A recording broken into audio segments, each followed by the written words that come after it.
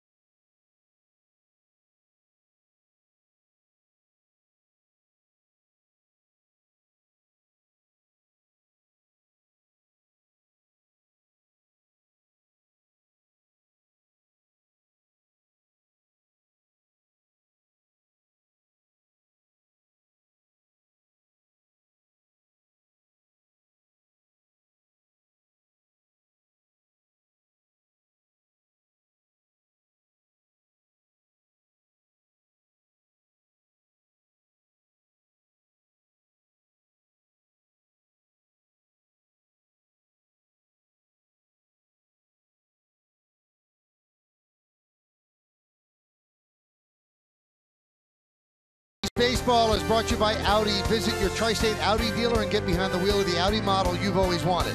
By Hackensack Meridian Health for quick quality care you can trust. Visit hackensackmeridianhealth.org/getcare. By Norwegian Cruise Line, feel free.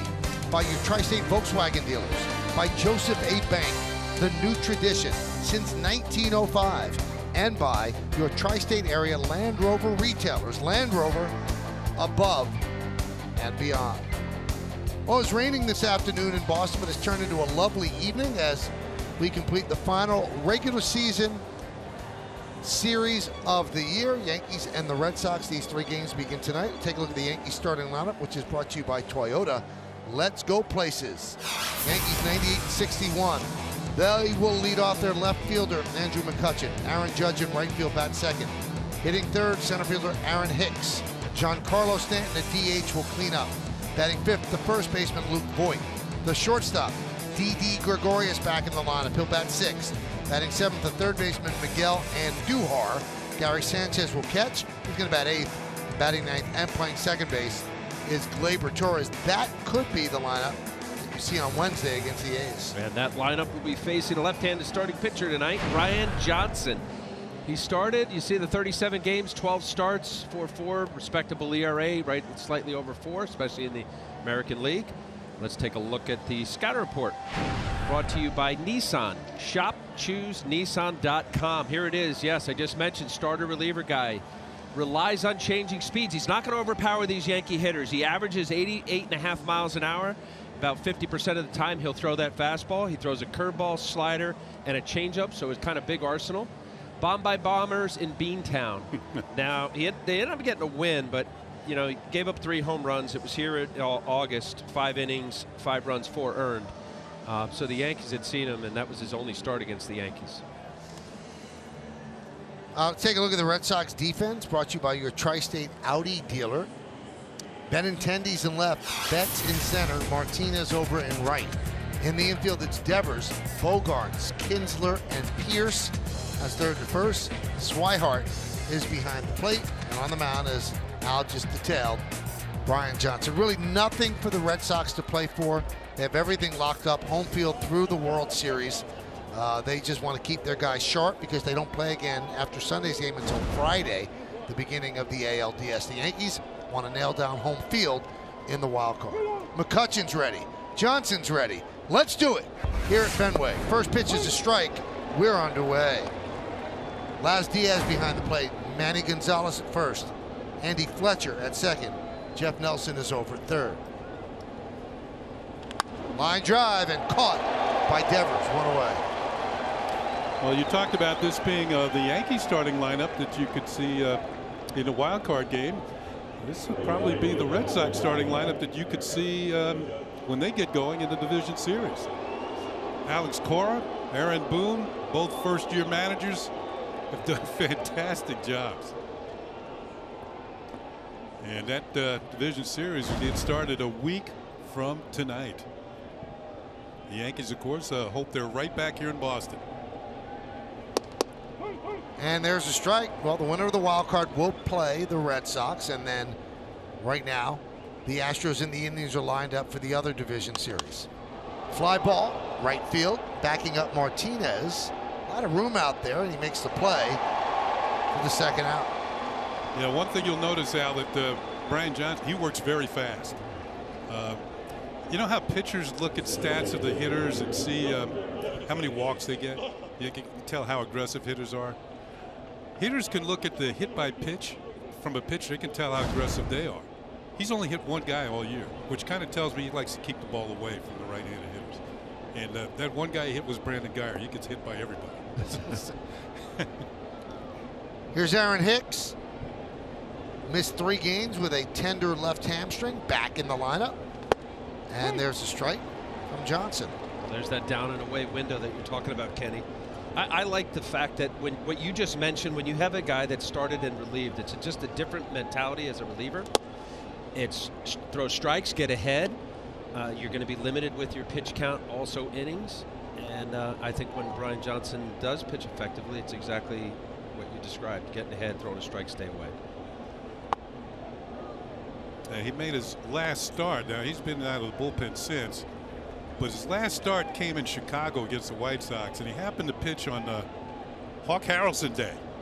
It didn't go well. Of course, the White Sox were all pumped. Popped up. Middle of the diamond. Pierce makes the play.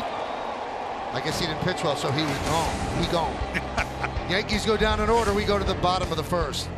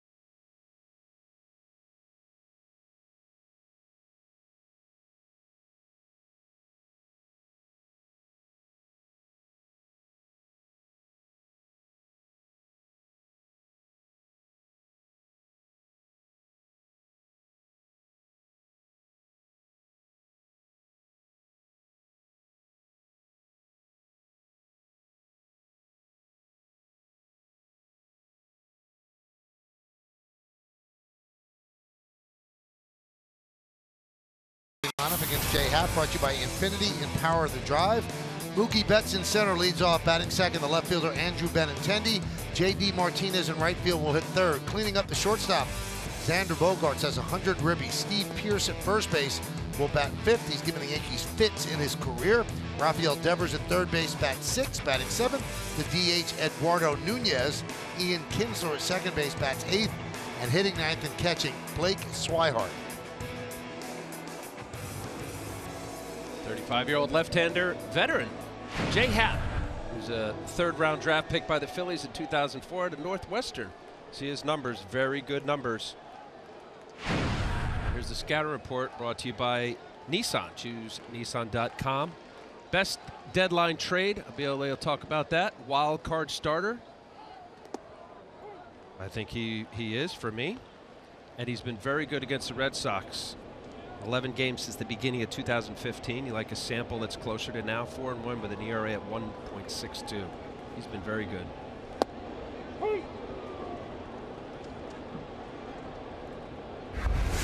A lot of people like him to be the wild card starter, but then he's got such great numbers against the Red Sox. You'd love him to pitch game 1 against the Red Sox, but you know, Aaron Boone has pretty much explained it very well. All hands on deck for the wild card game. We can't worry about playing the Red Sox. If we don't win that game, we're not playing the Red Sox. Well, he would definitely pitch against the Red Sox. He just wouldn't be able to pitch game 1. That's why you have other pitchers like Severino.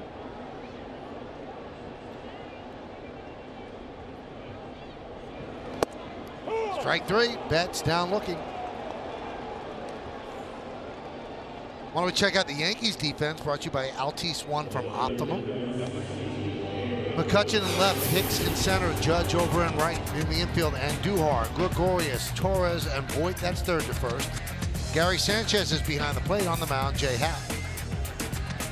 And last pitch to Mookie Betts was a well-spotted fastball. Just corner to corner. With Benintendi. You know, when you're young, your mom tells you don't hang out on the corners. That's okay if you're pitching, though. You better, especially now.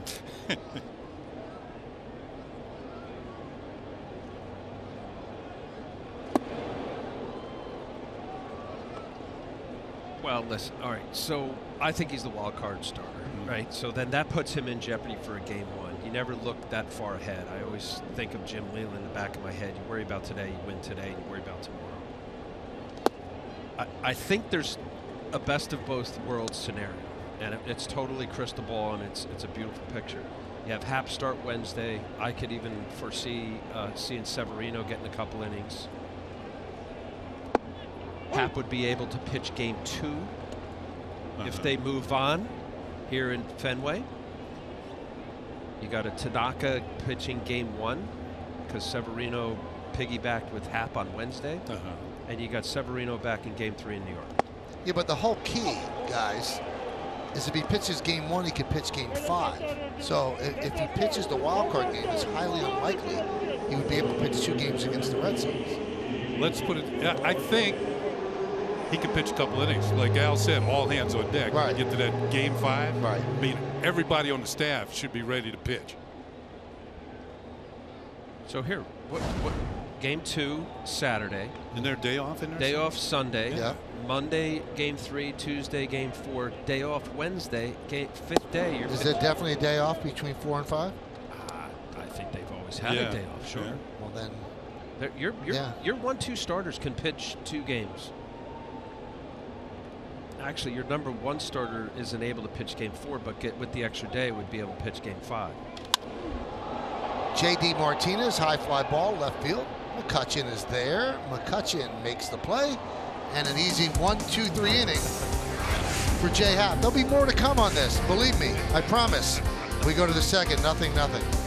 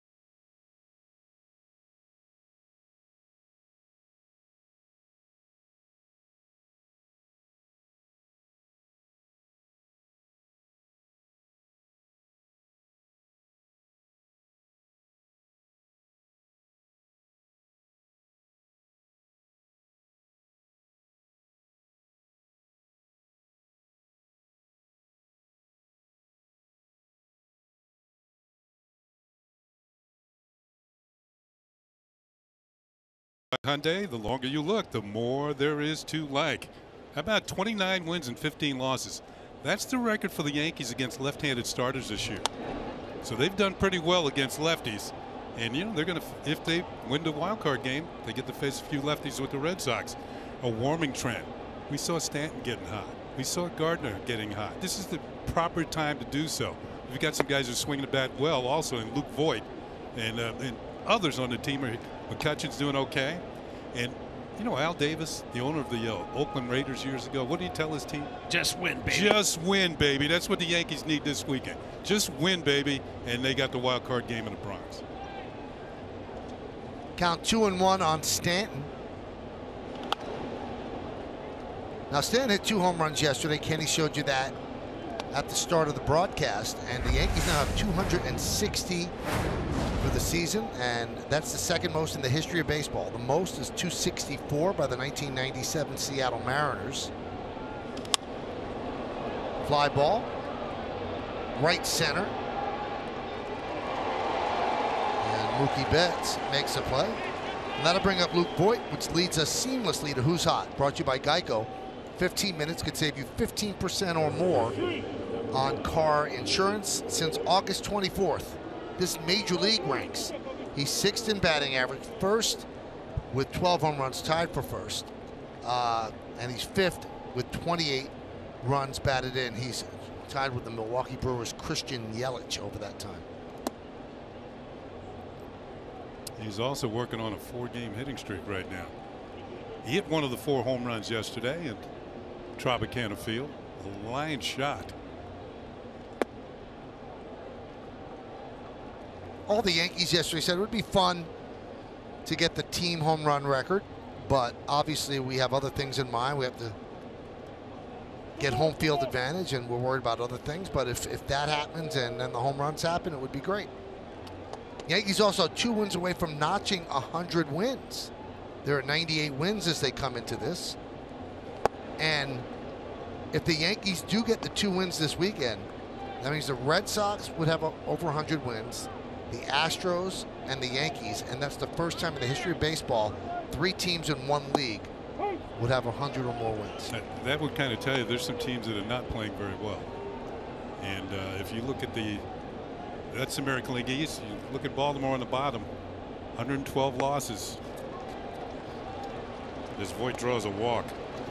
Well, the fact that the Orioles have as many losses as they do, and the Red Sox have as many wins. Jen McCaffrey had a story in The Athletic today about the AL East standings on the Green Monster. The Red Sox were running out of plates for the Red Sox and the Orioles because they only have 1 plate for each number after 105. And I believe that there were several days where the Red Sox and the Orioles had the same amount of wins and losses, so they had to get new plates drawn up. And the guy who does it is Brian Zink. He's an artist in Somerville. He paints the plates, so they made more. So the Red Sox have set a team record for wins, and the Orioles have set a team record for losses. And you know what that all means? Brian Zink made more money. Be interesting to watch Didi here. You know, he's been out for a few days, torn cartilage in the wrist, the right wrist.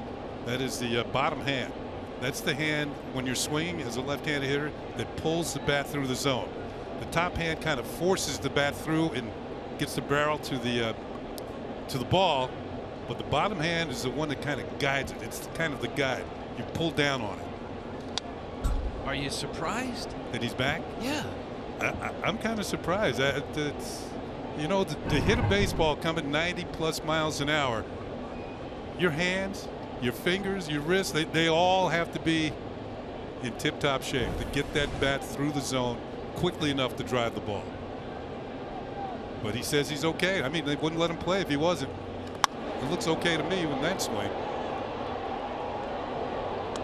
Michael, you were talking about teams with 100 wins. Mm-hmm. This is only the 4th time that 2 teams, and if the Yankees win 2 more games this weekend, only the 4th time that 2 teams in the same division won 100 games.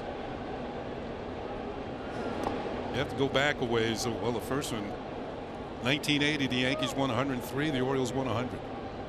No wild card then. He went home. 1993, the Braves won 104. The Giants won 103. Wow. 2001, the Mariners won 116. Athletics won 102. Eventually, they both win.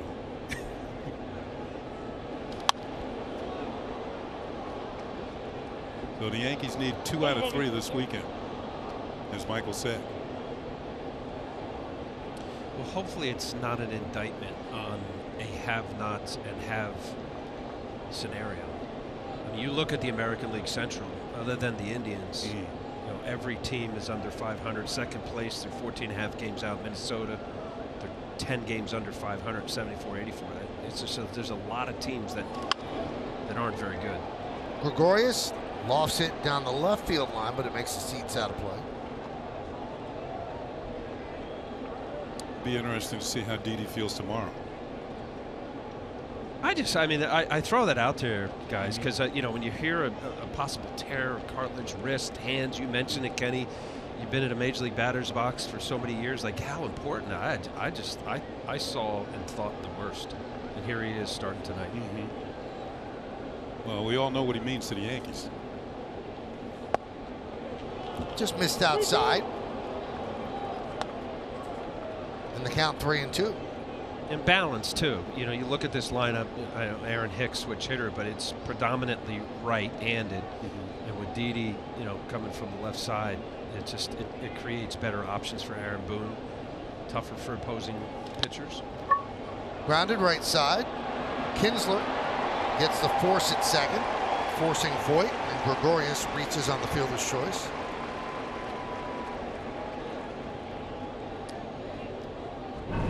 You know, we were talking, Michael and I were doing a game, we were talking about Didi, and there's a lot of people I think I would pick him as the team MVP. Yeah, I know he's missed some time. I know he had a bad month of May, but we have a shortstop who can hit, 27 home runs and drive in 80-something runs, and these injuries this year, I think, cost him a chance to drive in 100. And we all know what he can do on defense. And Duhart takes inside, 1-0. Or this guy right here. I'm with you on Didi. I know he's a rookie. For me, he should be Rookie of the Year in American League. I know Tani's out there in Anaheim. Gleyber Torres is here in the Bronx. Or here with the Yankees, I should say. As good as Gleyber's been, and Duhar's been better.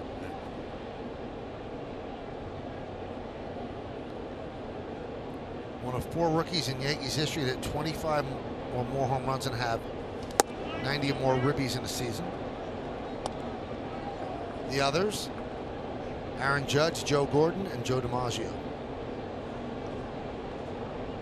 And to think he started the year in the minor leagues. Yeah, he did.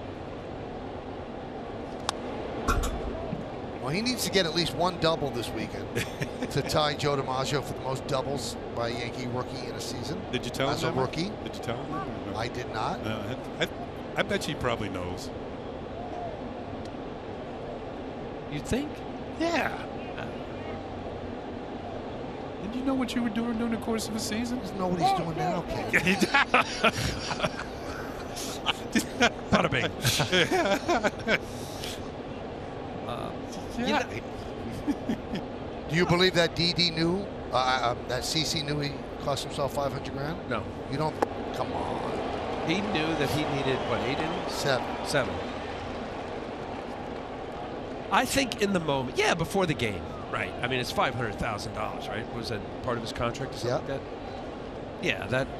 But I don't think while the game was going on, in the midst of what happened yesterday. Yeah, you're not thinking about it. He was thinking, if I hit this guy, they throw me out, and I don't get another inning. Or 2. Before the game, I'm with him. Right.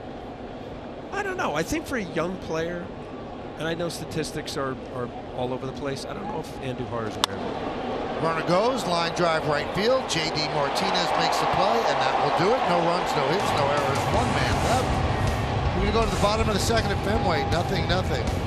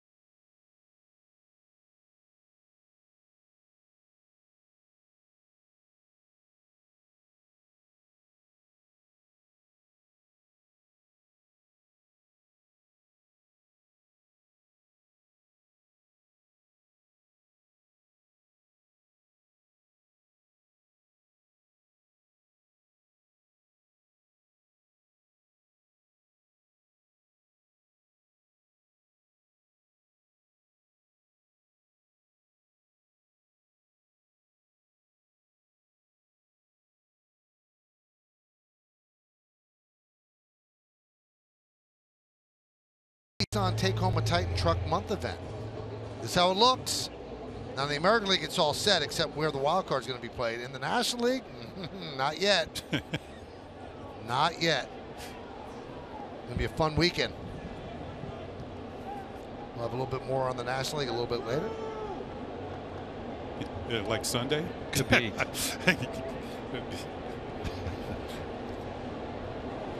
And that could be a real chaotic mess in the National League. You could see a tie. 2 ties. Yeah. 3 ties. Xander Bogaerts picked up his 100th ribby and never thought he'd get there. He used to be a different hitter, different type of hitter. And then when Alex Cora took over, he had a long talk with Cora, or with Bogaerts, and said, you know what, you should try to drive the ball more. Because Bogaerts is the type of guy with 2 strikes, he's shorten his stroke, go to right field. He said, you can hit the ball out with 2 strikes. You can swing on 3-0. He said, I want you to do that. You've got that sort of talent. And he's had a breakthrough year in that sense with 100 ribbies. And he's closed with a rush. He's 26 runs batted in his last 31 games.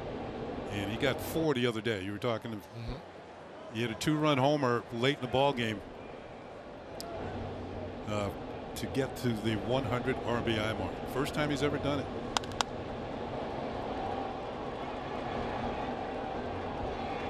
You know, for the Red Sox, it was kind of refreshing because Alex Cora last year was the bench coach for the Astros.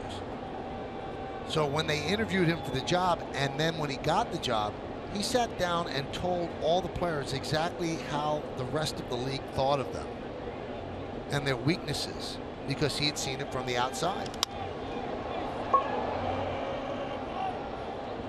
And obviously the Astros are so analytically advanced. They had stuff on the Red Sox that maybe the Red Sox didn't even have. They looked at it differently, so it's helped a lot of the players. Certainly stuff that the players wouldn't even think about. Yeah. Which I would think every manager should do that, especially in the case of what you just described, Michael. Alex Cora coming from the world champion Houston Astros, and yeah, plethora of statistical data from that organization. But would they be as upfront and frank about, hey, this is how we pitched you, or this is what our hitters look for,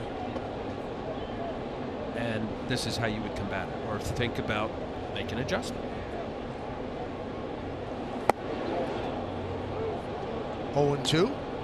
Oh, we got 2 lefties who are working pretty quickly tonight. Not messing around. Alex Cora, Red Sox on 107 wins. The record for a rookie manager is held by a Yankee manager, and that is Ralph Houck, who had 109 wins with the 61 New York Yankees. That was a great team. Mickey Mantle, that was the year that Maris hit 61 and Mantle hit 54 home runs. And the Yankees at that time, I think they set the record at that time for home runs. I think they had 240. And that was without a DH, strike 3, buddy.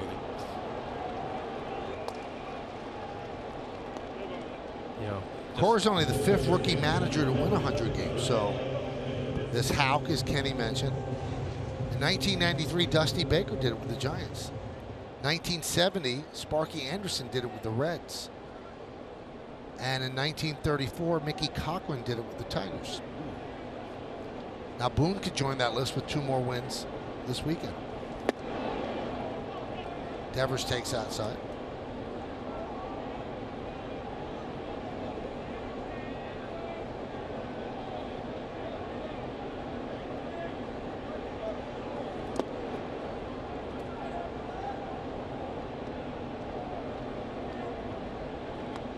Yeah, you think the ups and downs of a baseball season, and certainly Yankee fans are so centric on their team. 2 more wins, 100 wins by Aaron Boone and the Yankees. Hasn't been done 100 wins or more since they won the World Series in 2009. High fly ball center field off the bat of Devers. Hicks is there, and Happ 1-2-3, 1-2-3, first 2 innings. We go to the third.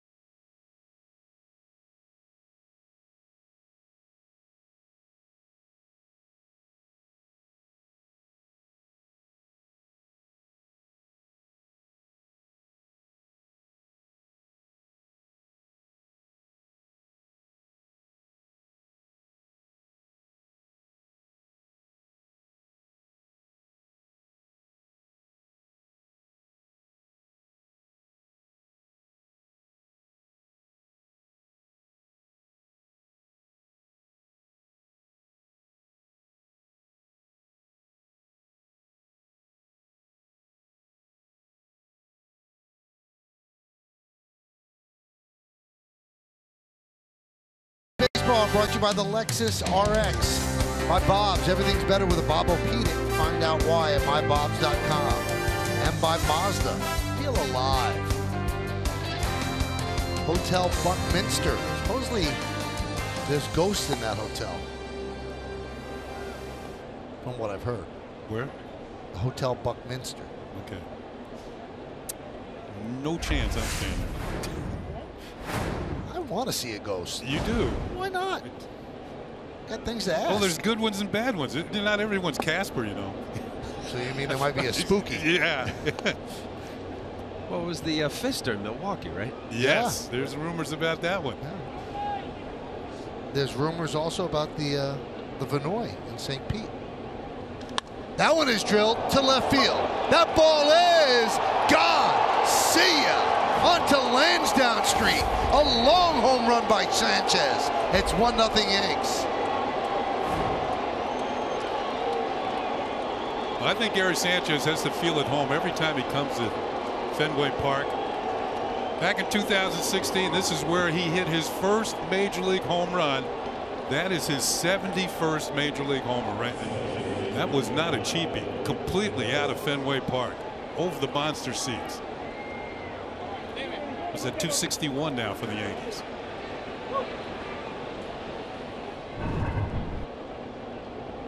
After a ball with a breaking ball, fastball right down the middle. And struggling on the road trip, Gary was. 2 for 11, broken 0 for 19 stretch. If you're a pitcher, you think at least it wasn't cheap? Or do they all count the same in your book? I didn't care.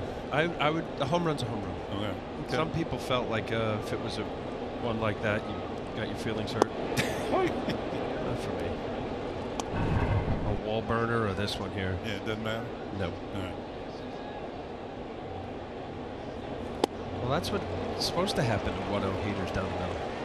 Hit hard, maybe not over the fence.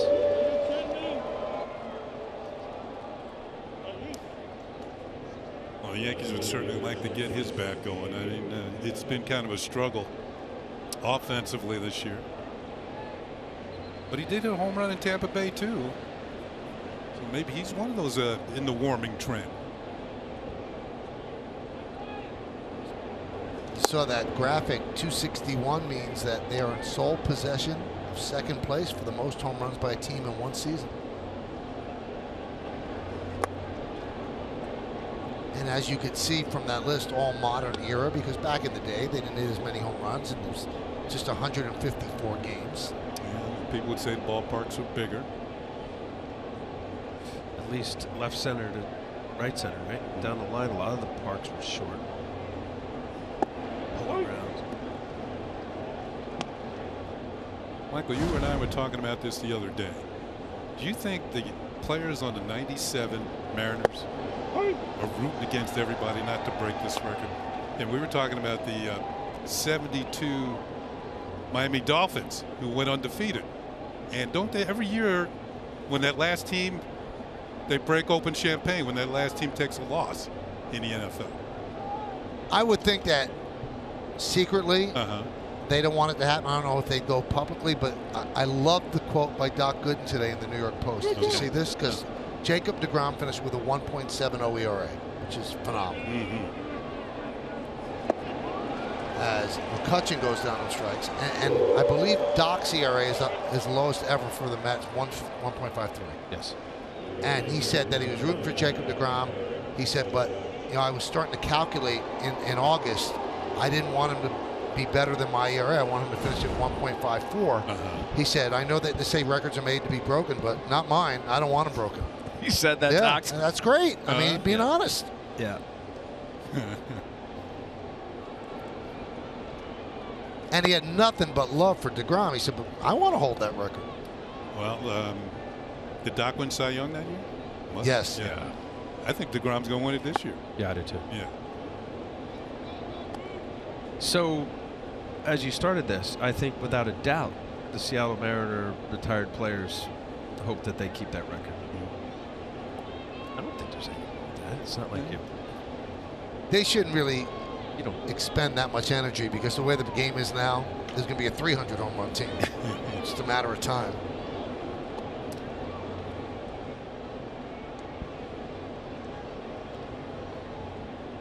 Boy, Judge is not even stepping out of the box against Brian Johnson. Now he's shuffling his feet a little bit, but on the 2-0 pitch, he just stayed in there. He's ready to do business. And he should be on a 3-1 pitch, too.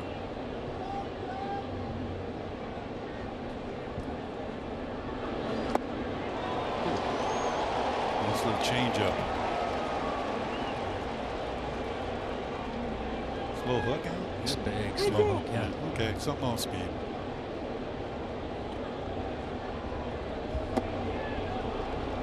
And a walk to Judge.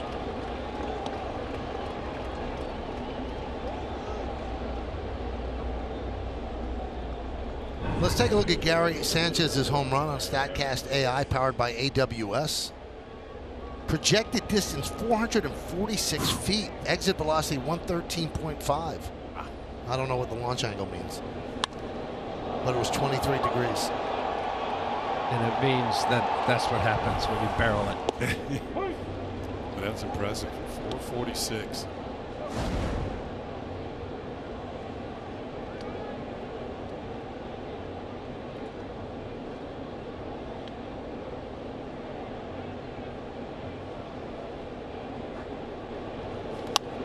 You know, when I look at the Yankee lineup and I look at players who have missed time, including Judge, Hicks has been out for a while.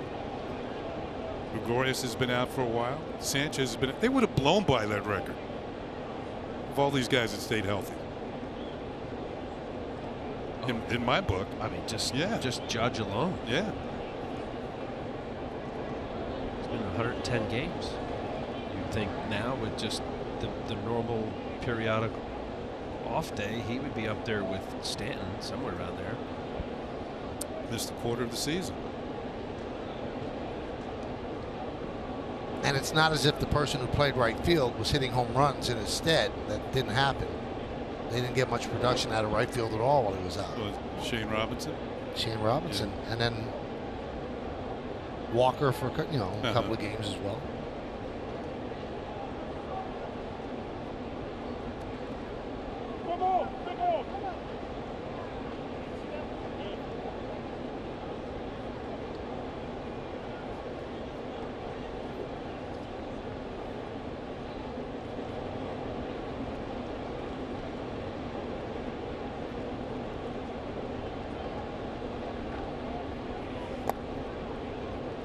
1-2 on Hicks.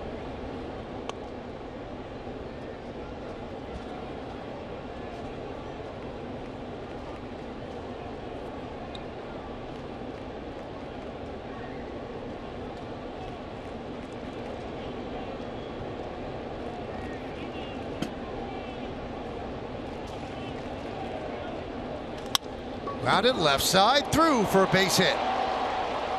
Judge will stop at second. A single for Hicks, first and second with 2 men out. Yeah, I had mentioned earlier, as you see 2 men on for the Yankees.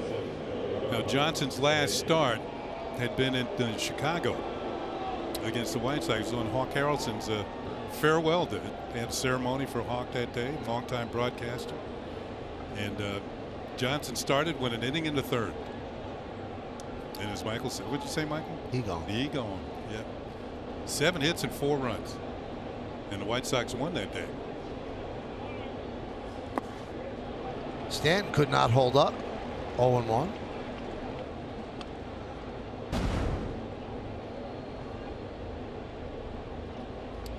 Talked about him heating up. 2 home runs yesterday. 3 runs batted in away from 100. That's a goal. 1 swing of the bat here and he's got it.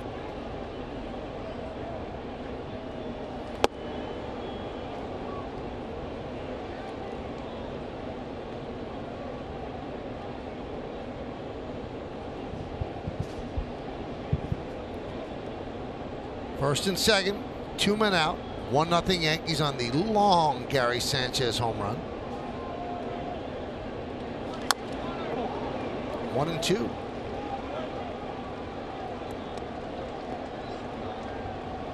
I liked his second home run in Tampa yesterday. That anytime I see a guy, especially if they're struggling a bit, generally speaking, they get a little antsy. They want to pull everything. Stay on that ball, that right center home run. Ryan Johnson's showing it looks like his go-to pitch is something off speed, either that changeup 2-seamer away or curveball in the dirt. Broken bat looper into center field. It's a base hit. Judge will score. Going to third is Hicks. The throw not in time. RBI single for Stanton, and it is 2-0 Yankees. One closer, Kenny. 98 RBIs. 98. It's a big number. I don't care who you are. 100 RBI. And you watch this base hit. Looked like he called it out. Off-speed breaking ball. He got in on him, but he's so strong. He dumps it into center field for a base hit. I'll tell you, one of the saddest days of my baseball career. Came here at Fenway the last day of the season. Had 99 runs batted in. Got rained out. Rained out. Didn't play the game. Ended with 99. So 161 games. Yeah. I mean, 100 to me, 100 RBIs is easy. 99 is tough to do. Alex Cora goes out and talks with Johnson. There's nobody warming in the bullpen. So usually Dana Lavangi, the pitching coach, would come out, but Cora has something to say. MLB at Bat is your #1 app to follow the Yankees postseason push. Get Yankees home screen icons and features such as live radio broadcast, the MLB.TV game of the day, pitch tracking, in-game highlights, stats, news, and more. Download MLB at Bat today.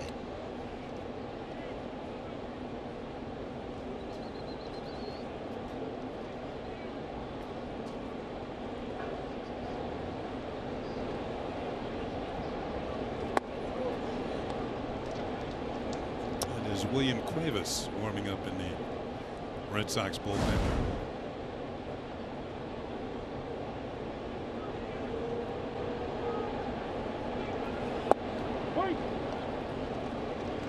It was a strike, 1-1.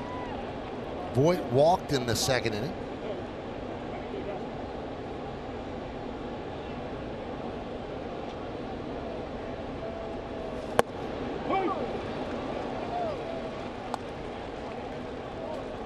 Johnson a little bit all over the place, using his curveball off speed.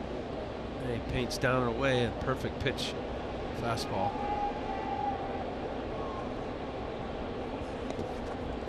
Blocked by Swihart. A nice stop.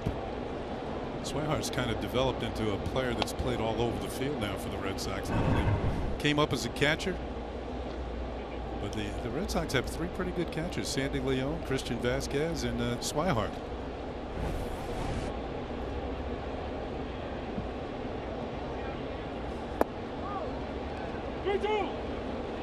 You're talking about trade deadline pickups in Hap. It's a pretty good one right here. Luke Voigt.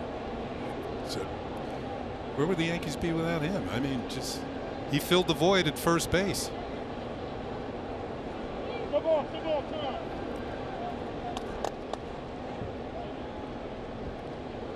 Now Stanton's going to go. 3-2, 2 outs. Hicks stays anchored at third. Nice play by Didi Gregorius. So he's feeling frisky on the on-deck circle. He jumped up, made the catch with his left hand. See right here. Going up for a rebound.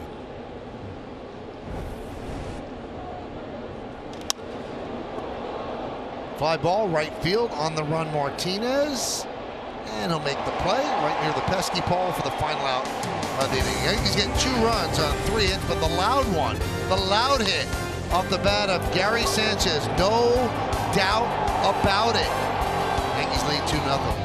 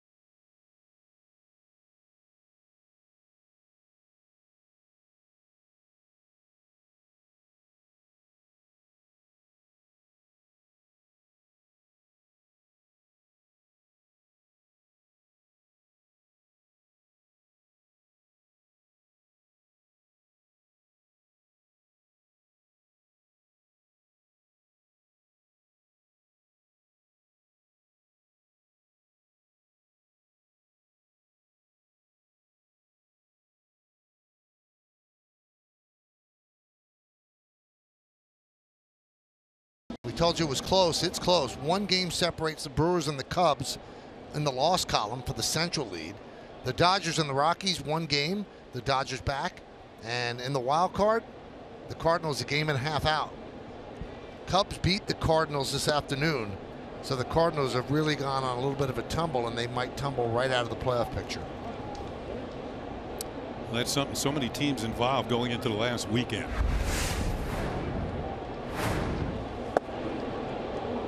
One and one on Nunez. He's missed the last 7 games. Gonna tweak this hammy. Before that, he had a knee issue. He's had a hard time staying healthy. He's become a very valuable guy that can play a lot of positions, but hard time staying on the field. 2-0 Yankees, bottom of the 3rd. Now, Alex Cora has said that he has no compunction whatsoever resting players. He doesn't care if other teams are playing for something. He said, we won the East, and we deserve to have the right to rest our players. Now, tonight he has a very representative lineup, and sometimes he has to fight his players.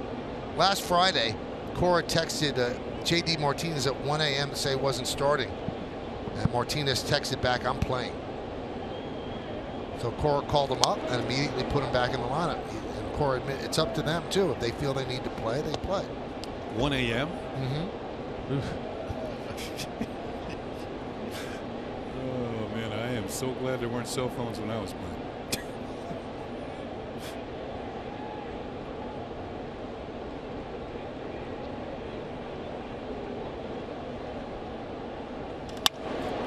Ground ball to second. So the last thing I knew was Roy Weaver texted me at 2 o'clock in the morning. I don't know if you'd be able to decipher it.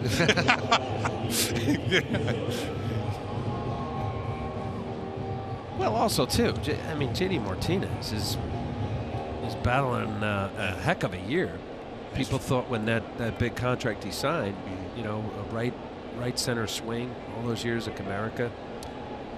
Goes over to Arizona, has a heck of a time in Arizona after the trade. Good hitter. He's been great. He's trying for the RBI title. Trying to get an MVP. Yeah, that too. probably be beaten out by his own teammate, Mookie Betts. They both have had fantastic years. I think J.D. Martinez, last year the Red Sox finished last in the league in home runs. Something that hadn't happened since the 30s. So they went out and got J.D. Martinez, and he filled the bill. They're up there in home runs this year. Well, there are the contenders. Trout's missed a lot of time, still considered the best player in baseball. That's my guy, Kenny. Cutchin back, makes the play to retire Kinsler. Which one you picking? I'm picking J.D. Martinez. I think the sign was amazing. I know what you're saying, Michael, about Mookie Betts, and I believe he's going to win. I think this is the best OPS for a statistic that is relevant for a middle lineup guy in Mike Trout's career. We're not even talking about him as much. And the reason why I picked J.D. Martinez is because I think he helps everybody else. I think he's helped Bogarts. I think Mookie Betts, who had an off year last year, is a better hitter because of J.D. Martinez. Kind of filled the void of Big Poppy being gone. He's been that presence. Yeah, you're right about Mike Trout being the best player, but I don't think he's the most valuable player. I mean, his team is not doing it. To me, most valuable players should come from a winning team. I mean, that's the way I look at it. I've looked at it that way for years. Unless it's unless you're so much better than everybody else in the league. Like what Hawk did.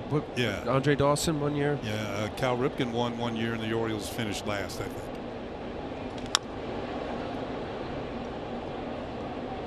Well, then, what do you think about American League Cy Young?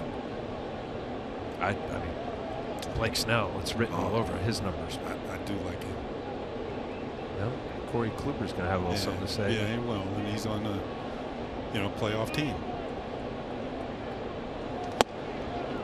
And another strong inning for Jay Happ.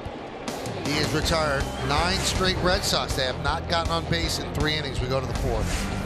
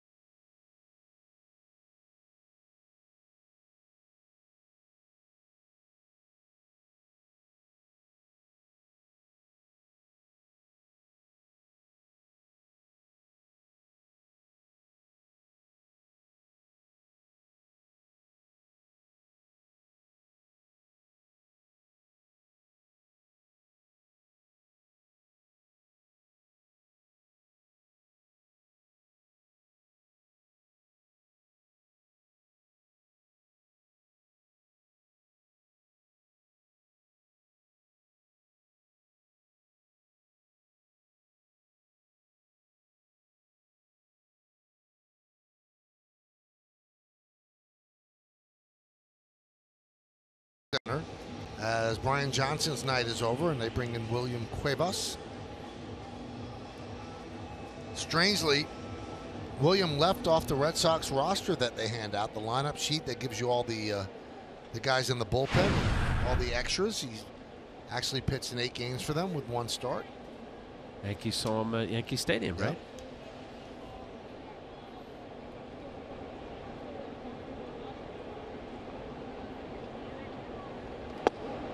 Gregorius takes outside. The Red Sox signed Cuevas as an international free agent and got to the big leagues this year. Pitched at Pawtucket. Although that won't, they can't say that after this year. Nope. Red Sox are moving. To Worcester. Worcester? Yeah, that's where they're moving. The AAA team's moving.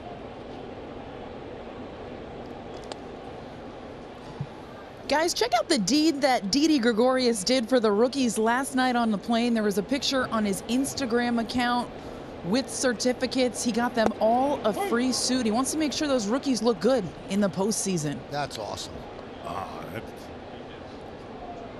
That is great.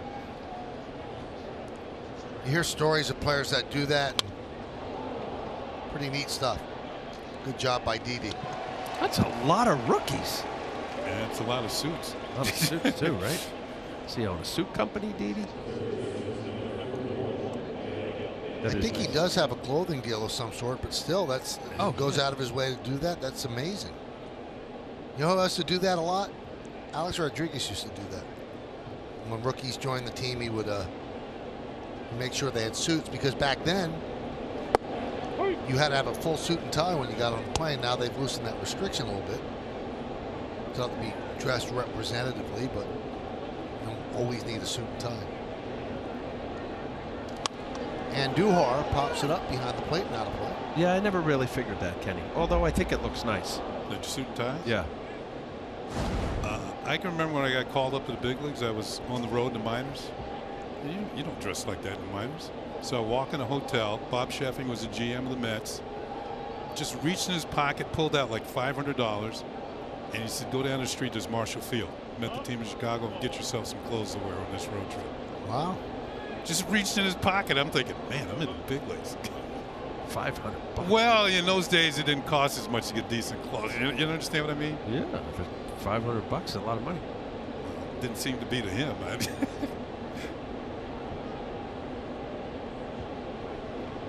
Little known fact, Al.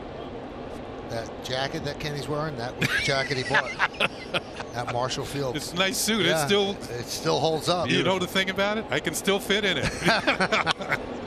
That one is driven down the left field line. That is going to be off the wall.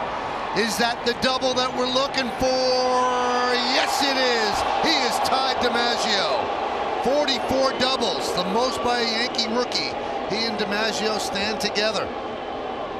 Are the Red Sox going to challenge this? Hold on, Joe. Oh, second base umpire was injured? Here comes the trainer.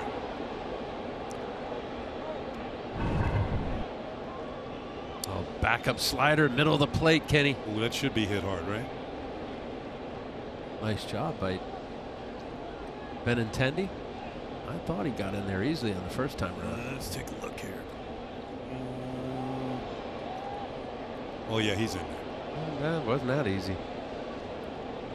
Move over, Joe. You got company. They're checking out with Andy Fletcher, second base ump. He's trying to walk it or jog it off. Maybe trying to get in position. He turned an ankle or twisted a knee. Hopefully Andy's okay. Veteran umpire.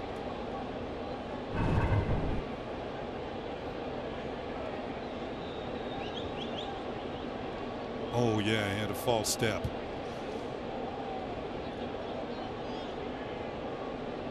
Oh, watch that knee. It kind of turned the way it shouldn't have.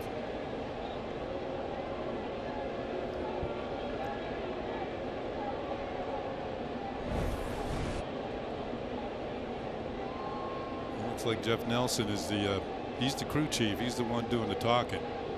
Jeff is at third tonight, and it looks like Andy Fletcher's going to leave and have this looked at. Hopefully he's okay. Looks like he's in a lot of pain.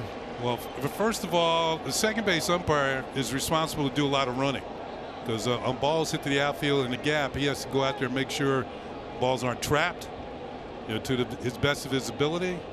And umpires have to rotate when balls are hitting certain places on the field, and you have to move around. So it's going to be a little bit more difficult for them to cover ground now, because it's going to be a three-man crew. Well, and Duhar did what no one's been able to do since 1936 as a Yankee rookie, 44 doubles. And as Kenny and Al mentioned earlier, didn't even start the season with the team. What a terrific season that this rookie's had. They still got a couple of games to move ahead of Joe D.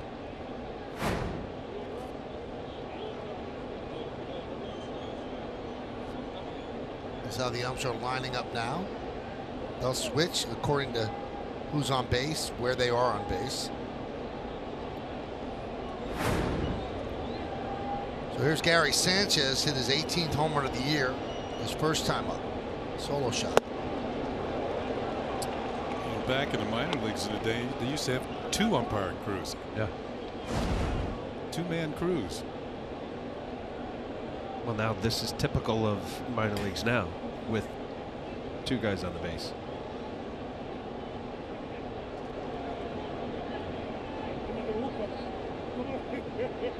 I always thought they had an extra umpire always at a stadium. Nope.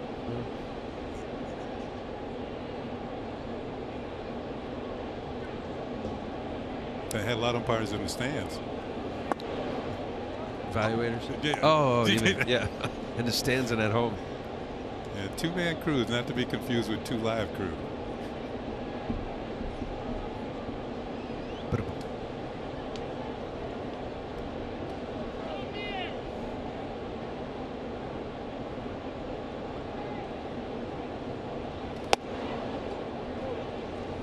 One thing about Sanchez, I thought that this season he chased so many more pitches out of the strike zone and getting himself out. And that's something you definitely have to correct. You have to make the pitchers throw strikes, at least throw the ball closer to the zone. He chased a lot of balls in the dirt this year. That's a good take right there. And I think one thing that to get himself going and get hot at the right time for the Yankees, bring the ball in the zone. Bring it in there. It's hard enough to hit the strikes, let alone swinging the pitches out of the zone.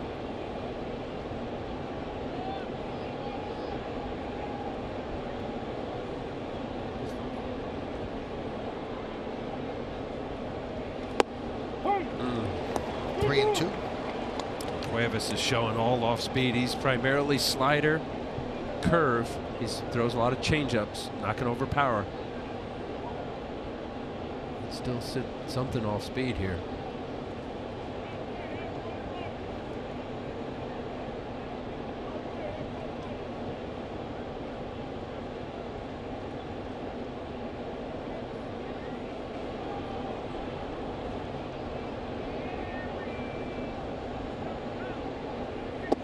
And he works a walk. So first and second with 1 man out for the Yanks. That'll bring up Gleyber Torres. Now, one of the things the Yankees are trying to check off their to-do list is to get another home run out of the number 9 spot in the order. Every single spot from 1 to 8 has produced 20 or more home runs. The 9 spot has 19. No team in baseball history has ever had all 9 spots produce 20 or more home runs. Now, the 19 the Yankees have is the most by any team out of the 9 spot in the order. And I think Torres has 12 of those 19. He's been productive down here.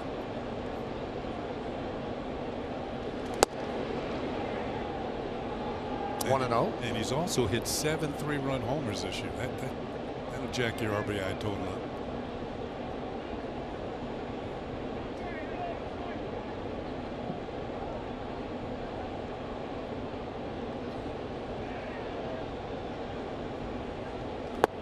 Chases the pitch low and away. 1-1.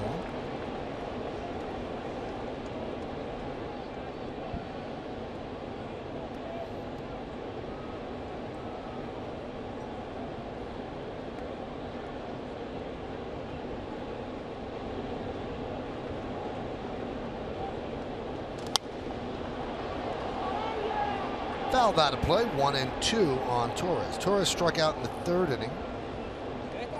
That was against Brian Johnson. Here in the 4th, facing William Cuevas.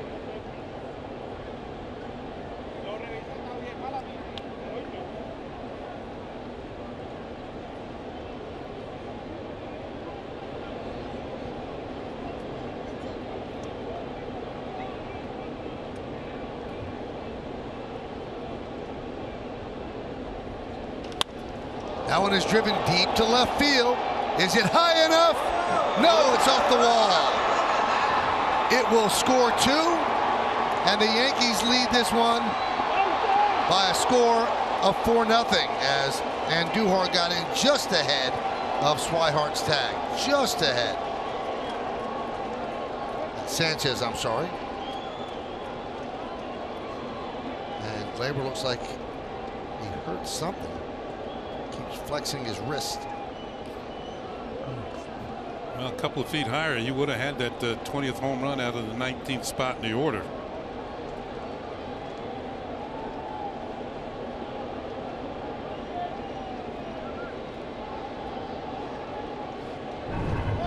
Well, you go back to the beginning of the year when a lot of people were thinking the Yankees going to play the season with a rookie 3rd baseman and a rookie 2nd baseman.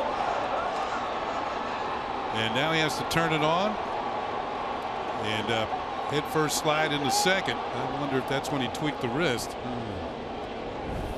Well, because he was styling at home plate and thinking it was gone and tossed the bat away. He had to hustle, and if you end up hurting your arm because you had to slide into 2nd, that's going to be something he's going to look at. He had the head first slide. Was that last year at home plate in the minor leagues? Yep. Where he tore his UCL?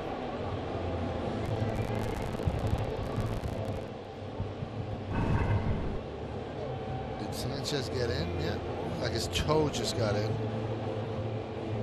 That's Laz Diaz, the home plate umpire, with the call.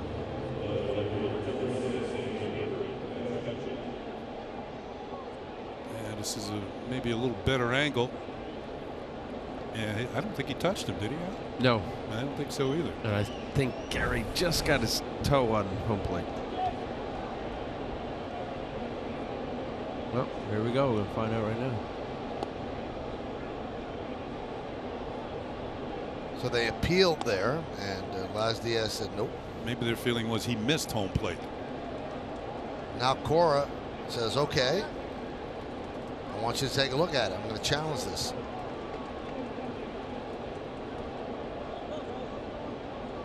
So first he appealed to see if the umpires knew that he missed home plate. And then after the appeal was denied, he said, let's have you take a look at it. Play under review is brought to you by Land Rover, above and beyond. Well, I guess it's a little squirrely, right? The guy who hit it really shouldn't have had to slide at 2nd, and Gary not sliding at home. I don't know if there was a deke by Blake Swihart, the home plate, or the catcher. But it ended up being a lot closer. I mean, that's hard to tell. If he drags it across, for sure he touched it. Yeah, is there enough to overturn it? That's the thought. Yeah, I really don't think so. Well, maybe. Let's see if he drags it. Oh. Yeah. Even if he didn't drag it, no, they safe. They say safe. There just wasn't enough there.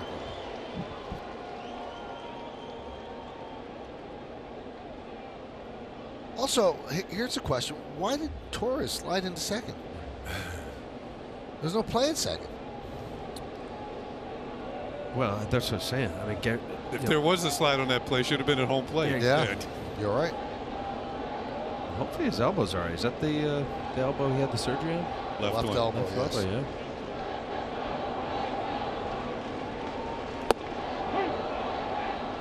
And a strike. And it's right in front of him too, Michael. For Gleyber Torres to see that ball was getting thrown home.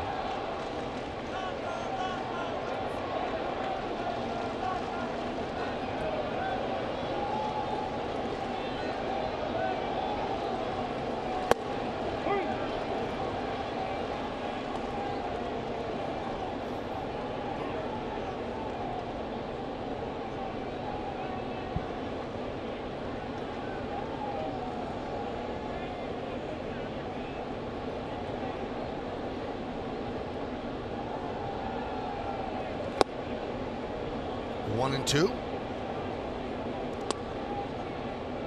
You know, I'm thinking about the top of the Yankee order and McCutchen and Judge. These guys use up a lot of pitches. I mean, they both have good eyes at the plate. Very rarely swing at pitches out of the zone. Counts go deep. Makes it easier for the rest of the hitters. Wears pitchers out.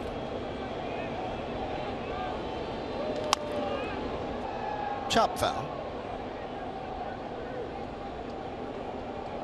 Well, that is true, and especially with McCutchen. I mean, how many with his walks? 73 walks. He's in the high 90s. He's coming up on his career high. 73 with the Giants, right? Yeah, so I think he's got like 95, and he needs 3 more. 95 and an on-base percentage of .433. Very impressive.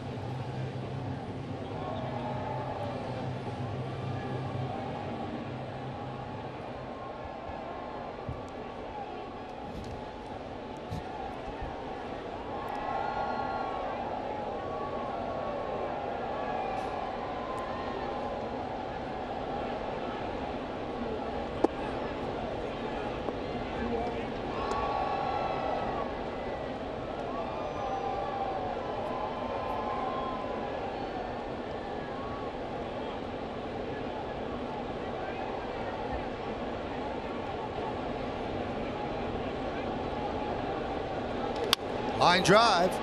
There's a base hit to left field. Gleyber Torres being waved home. Here's the throw. Here's the play. He's out. No, he's safe. He dropped the ball. The initial call was out, and he dropped the ball. And Torres is in. Moving to second is McCutchen.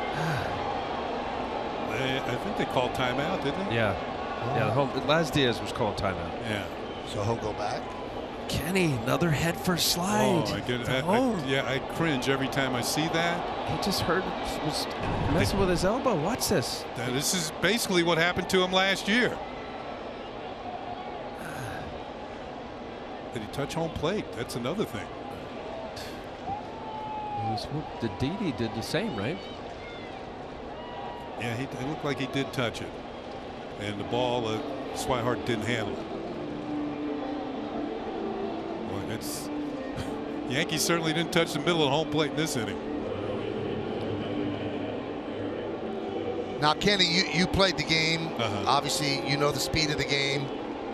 If you're a manager and the manager says anybody slides into home plate head first, you're going to get fined, can you stop yourself from doing it? You know what? It's tough because you've been doing it for so long. It's sort of like a natural instinct to go head first. But, you know, with Gleyber Torres, you're right, Michael. He missed, almost essentially a year? Yeah. And Didi hurt himself sliding head first, and it wasn't for the usual reason, but his right hand got caught under him. And the catcher has shin guards on. You know, they're going to have to do that in the minor leagues and grandfather it into the big leagues. This is what happened to Torres, where he tore his UCL. This was in the minors. Almost the same sort of play. Yeah. I mean, you think that'd be in the back of his mind. He didn't have much room to get in there, so I think he went for it with the hand. Well, this is becoming more of a product of the Buster Posey rule. That's the reason why we're watching what we're watching, guys, in my opinion. You can't barrel the catcher over. The catcher's not supposed to block the plate. You're getting more guys eluding the tag because it's easier to slide head first and kind of squirrel around whoever's going to tag you. Back door. And we're seeing it. We're seeing it. I get the whole protection of catchers, which was the inception of the rule, but I don't get it. Past a diving Pearson into right field for Judge as McCutchen goes to second. Kind of squibbed off the end of the bat. Yep. Well, that's exactly right. Let's take a look. Kenny, right off that little breaking ball. We're seeing a lot of breaking balls off speed from Cuevas. Steve Pearce not being able to get it. McCutchen doing the right thing, making sure it goes to the outfield. He'll take it. What is there to do, Al? I mean, If the catcher blocks the plate and has the ball, you can run him over at that point. I think that's what guys have to get in their mindset again. That stop trying to elude whoever's trying to tag you and be aggressive going into the base or home plate. Seeing it across baseball. It's happening not just in Yankee games, all across baseball. Everybody's diving head first. You're dealing with hands, shoulders, fingers. And it's all about because they're not supposed to hit the catcher in the case of a potential collision at home.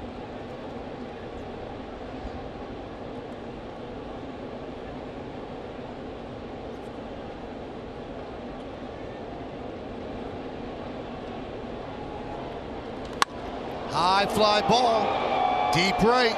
Martinez back, track, wall, see ya! A 3-run home run for Aaron Hicks, and the Yankees lead by a score of 8-0.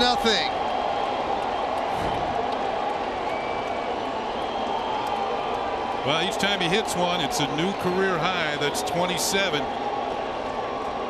Welcome back to the lineup, Aaron Hicks. Not only is the hamstring feeling better, Yankee fans are feeling better. He's back in there.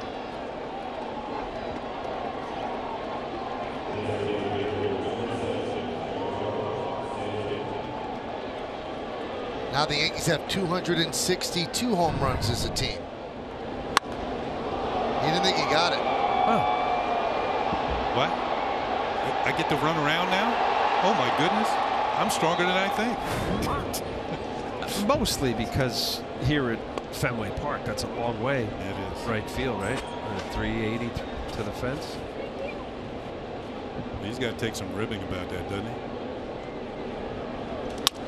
Ground ball up the middle on a broken bat, and it's a base hit for Stanton, who is 2 for 3. 2 broken bats, but 2 singles.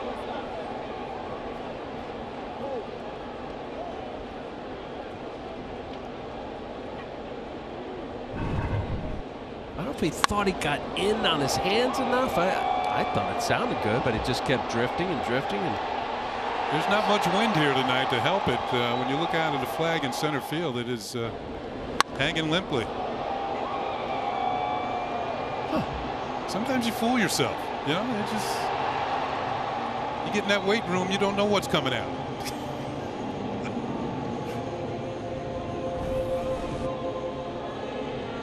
So Alex Cora has seen enough from William Cuevas. He will signal to the bullpen with Luke Voigt coming up. Yankees are pouring it on here on this Friday night at Fenway Park.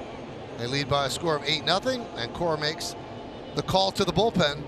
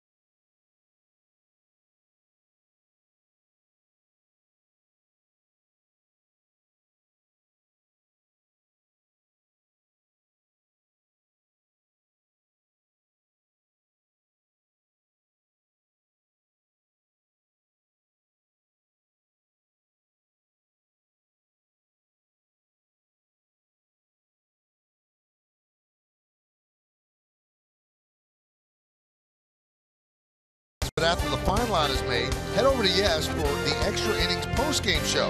Then later at 8 on Yes, watch NYCFC take on Minnesota United as the push to the MLS playoffs continue. Alex Cora had to make the call to the bullpen, brought to you by Memorial Sloan Kettering Cancer Center. And this call brings on Heath Hembree, third pitcher. Johnson started Cuevas, and now Hembree. Runner on first base, still just one out. That was the leadoff batter, D.D. Gregorius. Yankees have batted around here in the fourth.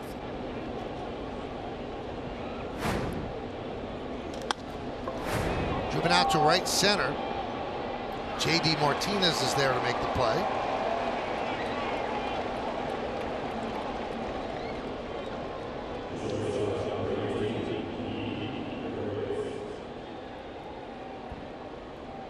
And that brings up D.D. Gregorius.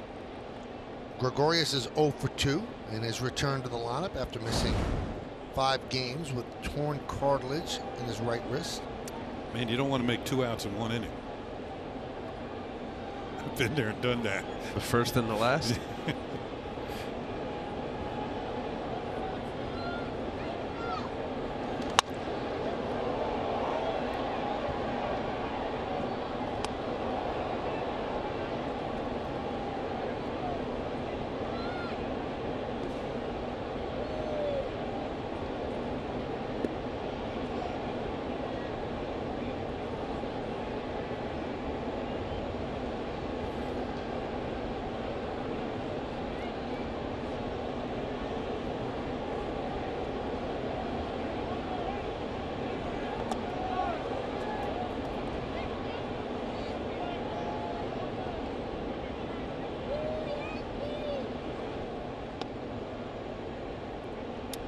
What's going to be interesting in this game is to see how, with the Yankees, if they continue to pour it on here, how long Alex Cora keeps his veterans in the game.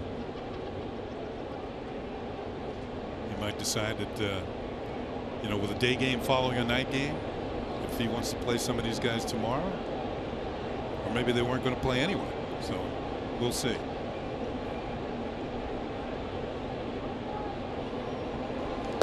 That's true. You worry about injury and all that, and if it does get out of hand here, but you know they will not play another game after Sunday until Friday. Yeah. I don't know how you feel about taking a week off of not hitting or seeing live hitting. That's just the nature of winning division. You're going to have to you know, simulated games for pitchers. Maybe have to have them for hitters too. Fly ball, right field. J.D. Martinez is there and makes the play. The bats start to do their thing here in the 4th inning. When they're all done swinging, the Yankees have 6 runs. A big 3-run home run by Hicks caps it off.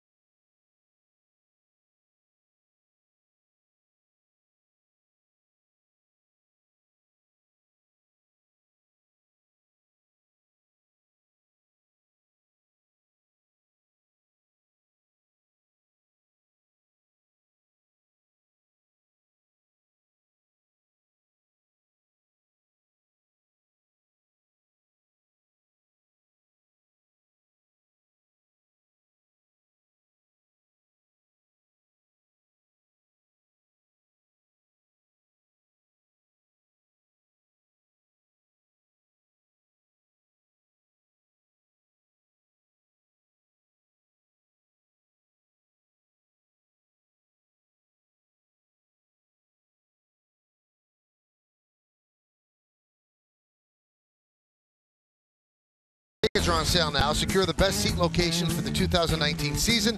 In addition, as a new season ticket licensee, you'll enjoy significant savings and flexible payment options with plans starting at just 9 games. Now's the perfect time to start your legacy with 2019 season tickets. Call 212-YANKEES or email seasontickets@yankees.com for more information. A long time in the dugout for Jay Happ, but he'll take the runs. Yankees lead 8-0. And Mookie Betts leads off, takes a strike. Now it's 1-1. Michael, you were talking about the Yankee bats starting to come alive. The last 3 games at Tampa Bay, they had over 10 or more hits in each game. They've got 9 already in this one.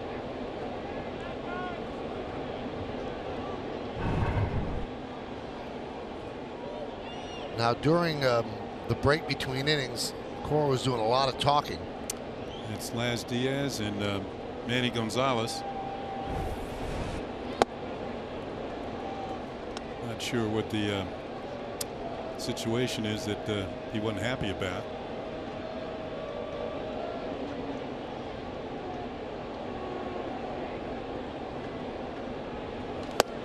We're talking about Mookie Betts possibly being the MVP, Al.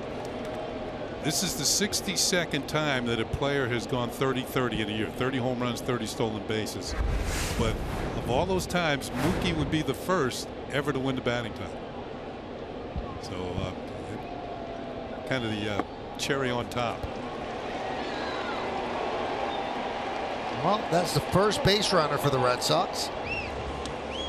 And all they say, you know, the pitcher is happy, Al. There's no way that a long inning on the bench is conducive, especially in this ballpark, because there's no place to throw behind the dugout. True. I don't know. Did we get the time on it? I know it was a long inning. They batted around. Generally, when you've been around a long time, as Jay Happ has, you kind of can sneak an extra throw or two. I know I used to try to get out a little quicker, and hopefully the home plate umpire would give me a couple extra warm-ups. How many you get? 8? You get 8. Sometimes you could sneak a couple, especially if they're not paying attention. But yeah, that's fair enough, Michael. But listen, he's got a big lead. He got behind Mookie. I'm seeing a couple more 2-seamers. The reason for his success, especially this year and even most recently with the Yankees, is throwing a lot more 4-seamers. And there's the Red Sox first base hit as Benintendi singles. Betts goes to third. Well, there's an example. You know, you give up the leadoff walk, got to strike 1, and then 4 consecutive balls to Mookie Betts. Benintendi, a little C&I grounder. You got Voit covering first with the runner at first base. A little chopper. Another Red Sox having a solid year. Benintendi. See Mookie Betts didn't even hesitate. Turned, went to third.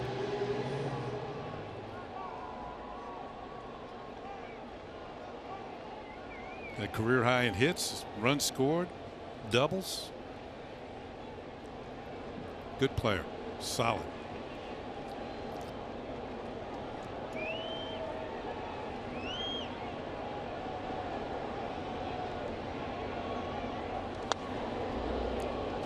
Oh and 1.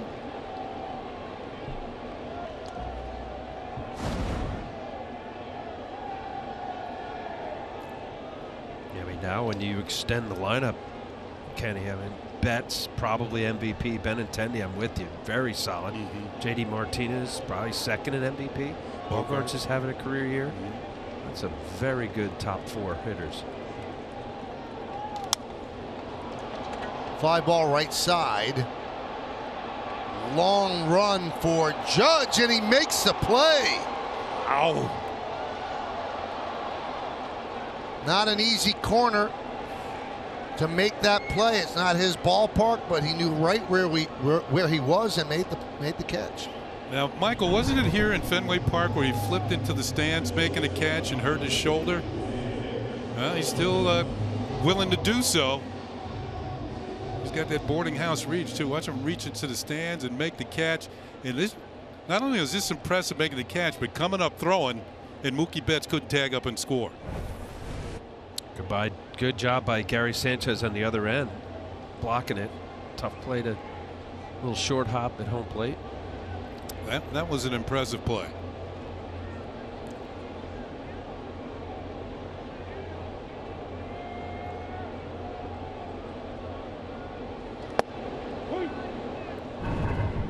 Oh, we're going to take a look at that last year in his rookie year. This is the catch at Fenway Park. And they say he didn't catch the ball, but I think he had it in his glove, didn't he? I think they overruled it and said he did make a catch, but he hurt his shoulder on that play and it bothered him for the remainder of the year, or most of the remainder of the year.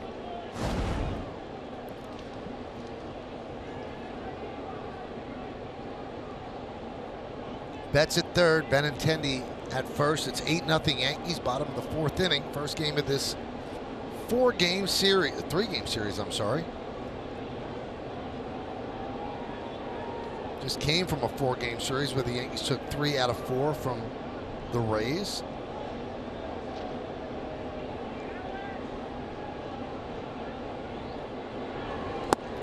Swing and a miss. Bogart's down on strikes. One of very few changeups. And I mentioned about the success of J. Happ. There's a good shot right there. You see the grip, lower left-hand part of the screen. You see a little fade away, down away. Great pitch. Not only a great pitch and speed, but location. Bogart's 100 RBI this year. Well done.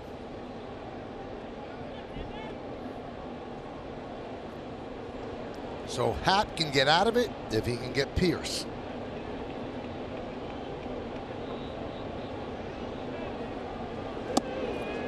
Missed outside. Thought he had a strike. Yeah, just that again, first pitch changeup. Steve Pierce has done well against him in his career of these Red Sox hitters. 345 coming into tonight with 5 home runs. This guy's a good solid hitter. I mean, you get him in the lineup, especially against the correct pitchers, he can do some damage. Against lefties. Michael, correct me if I'm wrong. Hasn't Pierce played for every team in the division? Yes. Yeah. He's the one who could tell some stories. Spread some secrets around.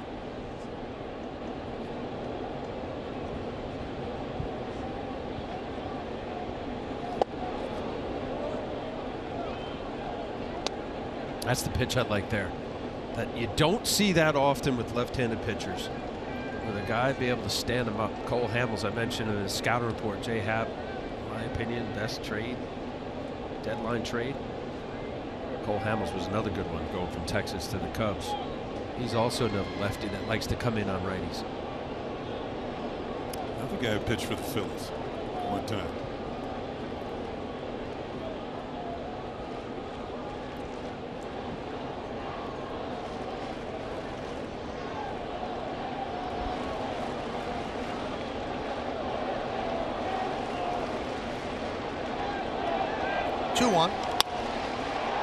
Right to Didi. Goes a short way, and that will do it here in the fourth. No runs a hit, no errors, and 2 men left on base. We go to the fifth.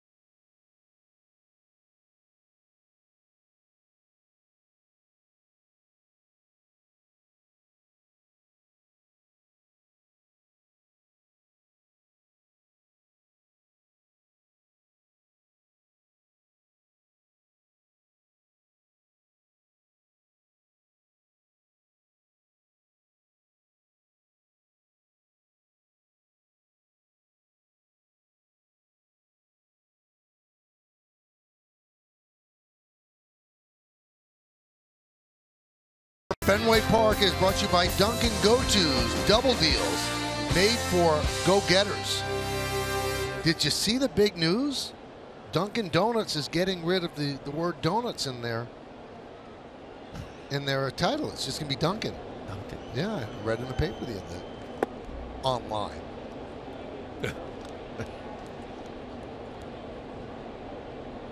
Dunkin'. Because they say they do such a great job. They serve other things than just donuts. You don't like that, huh? He's thinking about it. Kenny's thinking. Just trying to tie it in with basketball. A lot of Dunkin' Donuts. I mean, they get a plug every time. That's right. Yeah. New pitcher. Drew Pomeranz. Now the Red Sox have had a great season. They're going to have the most wins in the majors. And they have home field through the World Series if they get that far. But boy, so much of what's going to happen with the Red Sox rests on the arm of Chris Sale, who pitched against the Orioles. And his fastball averaged under 91 miles an hour in that game. And that's the lowest he's ever averaged in a game for his fastball. And he's been on the DL twice with shoulder issues. And they think that it's mechanical. He's got 8 days off before he's going to start game 1. But if he's not right. Oh, caught by Pierce. Take a hit away from Andujar. That is not a good thing for the Red Sox at all. So they have to hold their breath and hope that he gets back to being Chris Sale. I'm with you. Listen, Chris Sale was on pace to win a Cy Young, I thought. But obviously missing what amounted to about 6 starts. His velocity, you would expect a little bit of a downtick, perhaps, but consistently to be 3+ miles an hour slower, it is a concern. And especially when you look at the Red Sox, I mean, a phenomenal year, right? There's no doubt about it. 107 wins. There's a lot of question marks coming out of this bullpen. So I think it's tied in with Chris Sale. David Price had a very, very good year. Rick Porcello, very nice number 3. But, you know, the inconsistency, Heath Hembry we saw, he's kind of a go-to guy. They got to get Matt Barnes right. Well, they do have Eduardo Rodriguez, who's had a good year, too, left-hander. He'll be in the pen. He won't be one of the starters.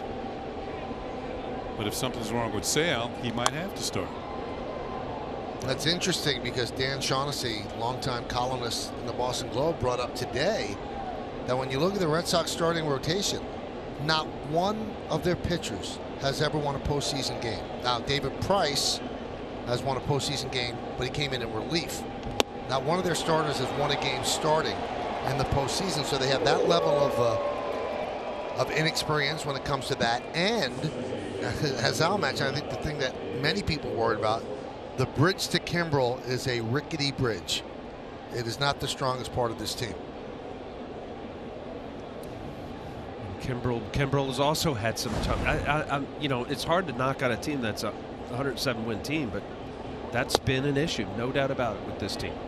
And they've outslugged a lot of nights. They do have some good hitters. There's no doubt about it. I mean, these teams on the field tonight are 2 highest scoring teams in baseball. Red Sox are 1, the Yankees are 2.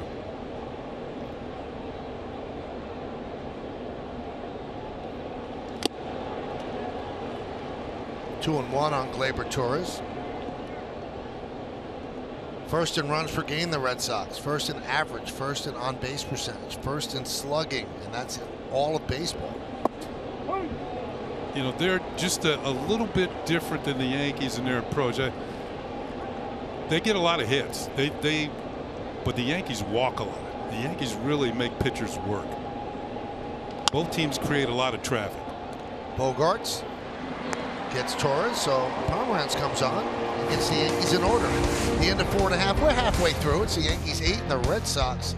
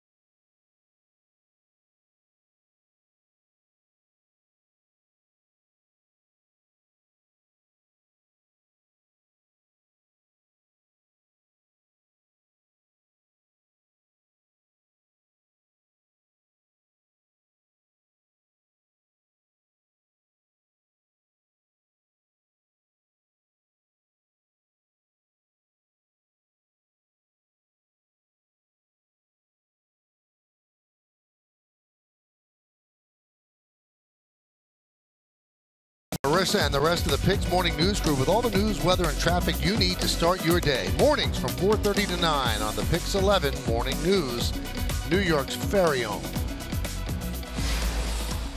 Devers leads off, takes high from Happ, 1-0. We go to the bottom of the 5th inning. It's 8-0 Yankees.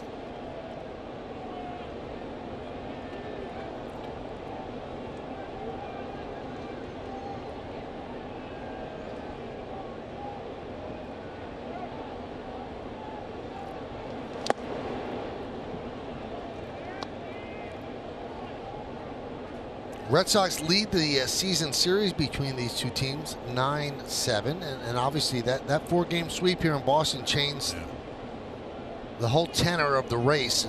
The Yankees knew that they were playing for the wild card after that. Right to Gregorius, who was shifting Devers. 1 away.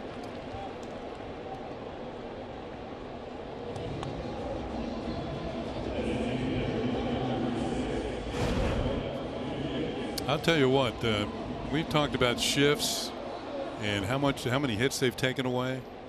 I mean, there's the value of it right there. Didi's in the right spot. I mean, Devers hit that ball pretty well, but just because they had 3 men on the right side, it's an out. You know, we mentioned this the other day, Kenny, that, you know, when you talk about the shift, you always think about the hit that's taken away, short right field or in the hole. But the one thing that the shift is taken away is when you're watching the game, let's say you're watching on TV, the ground ball up the middle was automatically in your mind a base hit. Yeah. Now it's hardly ever a base hit. They've taken away the single center on the ground. And then you know that it works. Well, something tells the Yankees here not to shift with Nunez at the plate. Right. And they know just about where he hits the ball most of the time. And that's why they're not shifted over.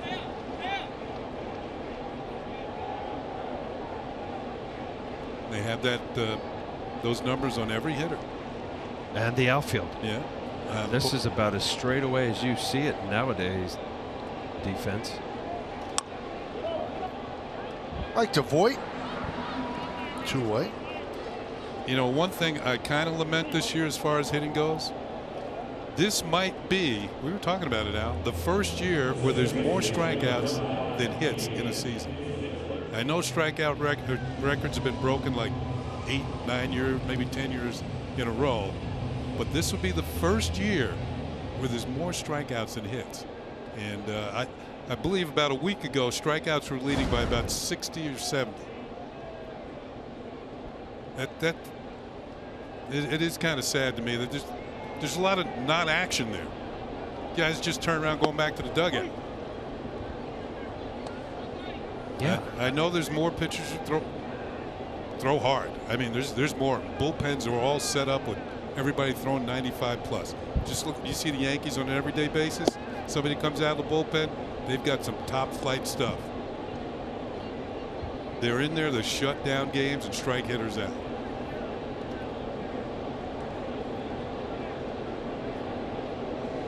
Did you have a 2-strike approach? Yeah. All right. Yeah. And you were a middle of the lineup guy. I batted third most of the time. That could hit home runs. Yeah. Not as many as they do today. You're seeing 7, 8, 9 hitters, not nationally, of course, that I don't think have a 2-strike approach for the most part. But why blame it on the player? The teams don't want them to have a No, that's 2-strike fine. approach. I'm not blaming it on anybody. But the viewpoint is you bat 225 to 235, and you can drive in X and hit 25 to 30 home runs. Yeah. And strike out 140 times. No, I'm not blaming anybody. I mean, this is what it is. That's you mentioned what it is now. About the shift, over shift, it's taken away hits. You know, talking about Eduardo Nunez. If you got a defense in this day and age that's straight up, it's about the closest to a 300 hitter. 300 hitters still hit the ball where it's thrown. It goes line to line. It's hard to defend against that guy. Well, just got a note from James Smythe. Going into today, strikeouts led by 110. Deep to left, but foul into the 3rd deck here at Fenway. And this will be the 11th straight year that Major League will break the strikeout record. My question to you guys, do you think you see it coming back the other way ever? I think things are cyclical, yes.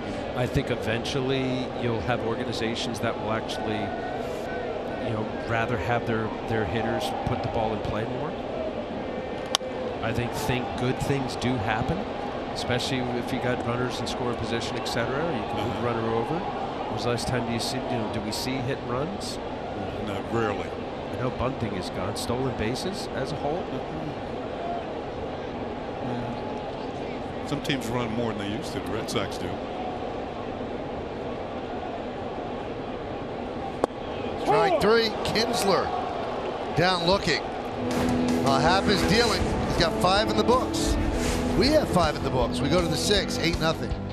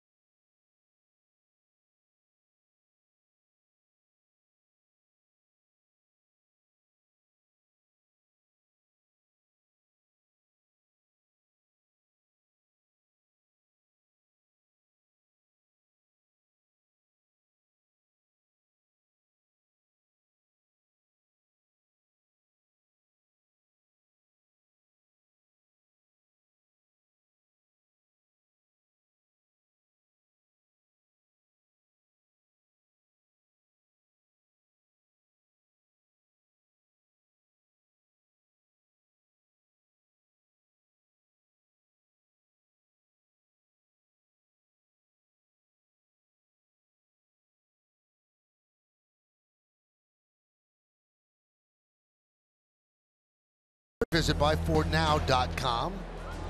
We'll show you after this pitch as McCutchen grounds from the third. Beautiful play by Devers. Gets to his feet, fires.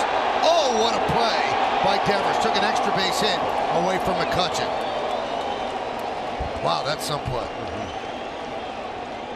Well, first of all, the ball is scorched by McCutchen. Just barely fair. Oh, a rocket across the diamond appears for the out. Well, so far that's the defensive play of the night. Got McCutchen by a step. Yeah, my goodness, that's a good play. Great play. Pitchers appreciate it, don't they, Al? Gotcha. Even lefty pitchers. You know when your defense steals a hit.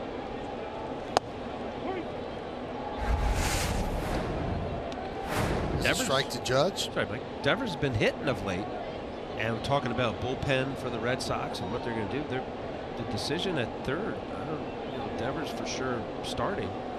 I think that's more of Eduardo Nunez's spot because his leg feels better. Kinsler was a nice pickup for him at second. Yeah, that was Dave Dombrowski, the GM.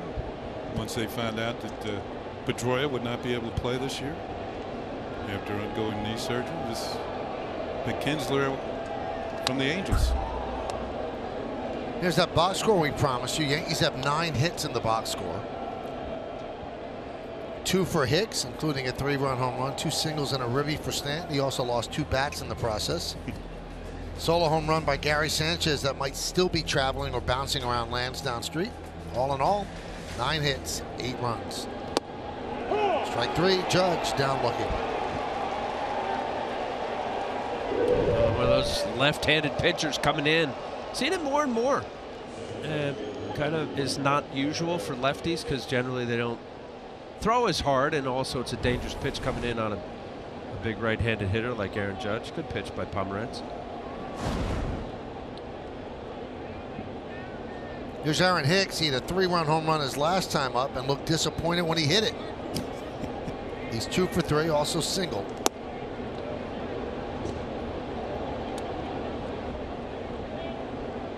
And then hit it with 3. It's got to be 390, right? Easily.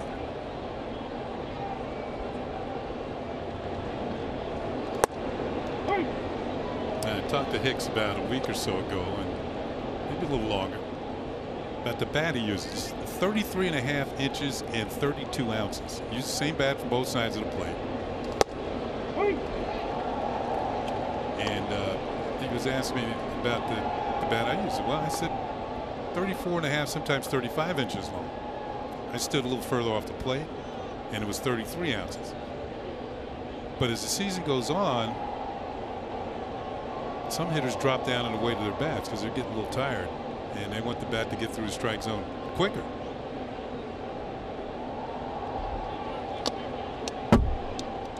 Was that you? Did you do it? No, I didn't do that. I tried to stay strong all year, at least in my mind. I actually use a much lighter microphone as the season. Yeah, I thought so. Yeah. You know, Yeah. I was looking at the headset tonight. Yeah. These are comfortable. Very much so.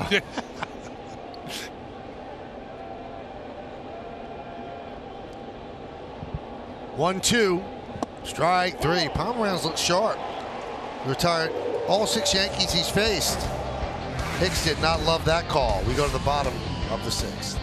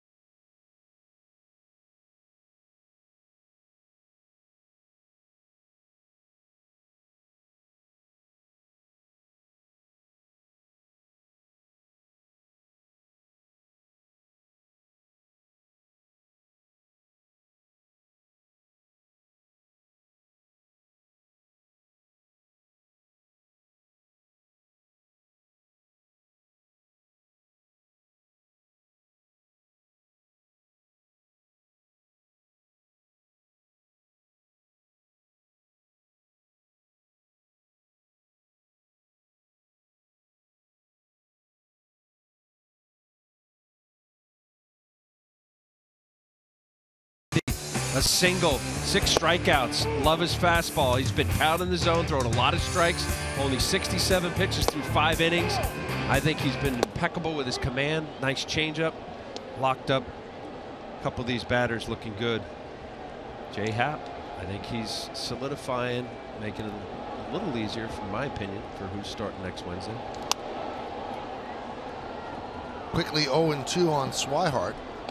Now the Yankees still going to make the decision on who's starting, and we just find out that in Anaheim, Bob Melvin, the manager of the A's, has announced that no decision about who will start the wild card until after the season ends on Sunday. Now starting for the A's tonight is Mike Fiers. There you go. Yeah. And that sets him up perfectly, as it does Happ, to pitch the wild card on normal rest.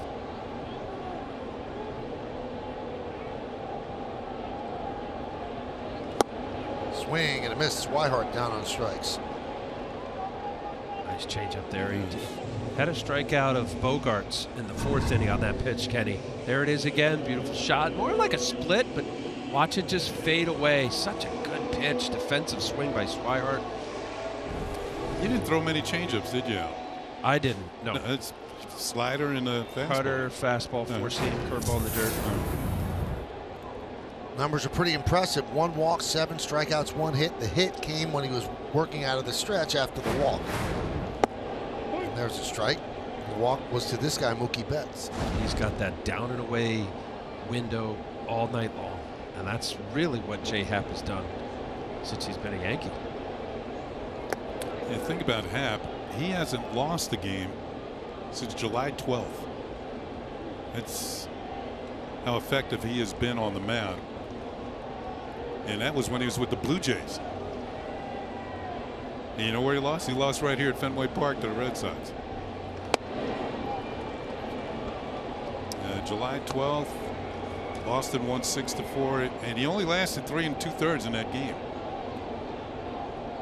Since July 29th, he has the 3rd best ERA in the American League behind Snell and Clevenger. That's gone down with these 5 scoreless. He's been good against Red Sox in his career. Yeah. 19 starts, ERA at 2.8.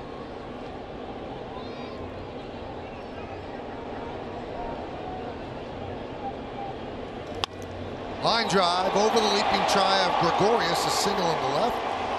McCutchen gets the ball in, so that's the Red Sox 2nd hit.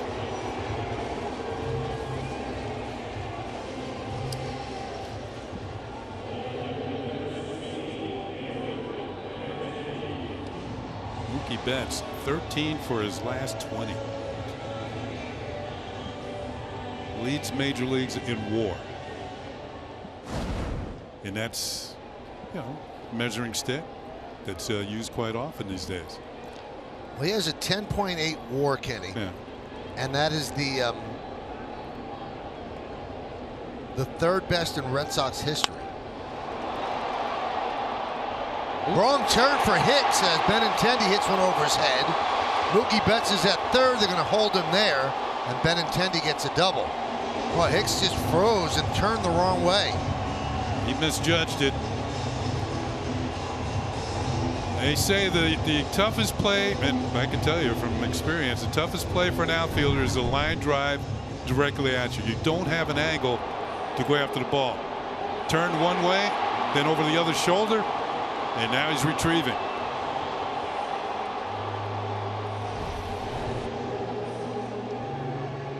Now we finished the story about Betts' WAR. The best WAR in Red Sox history belonged to Carl Yastrzemski. He had a 12.5 WAR.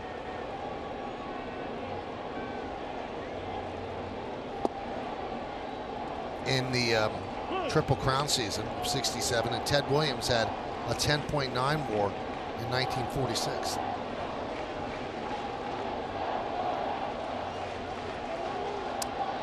Both those numbers retired. Yes, they are, 9 and 8.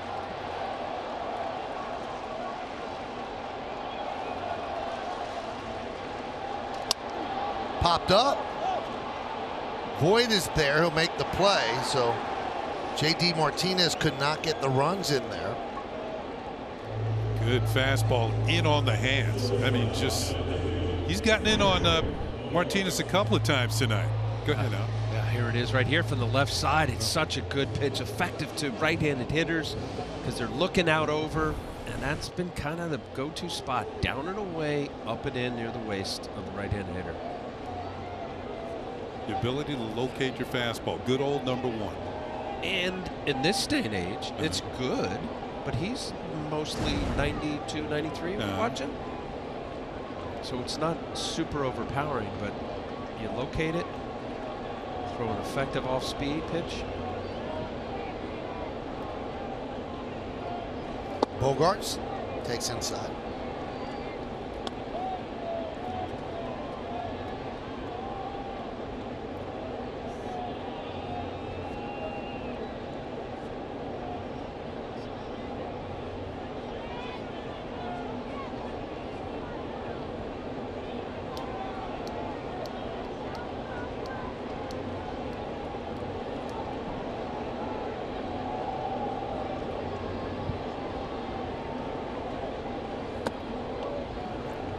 2-0 on Bogarts. Chad Green is up.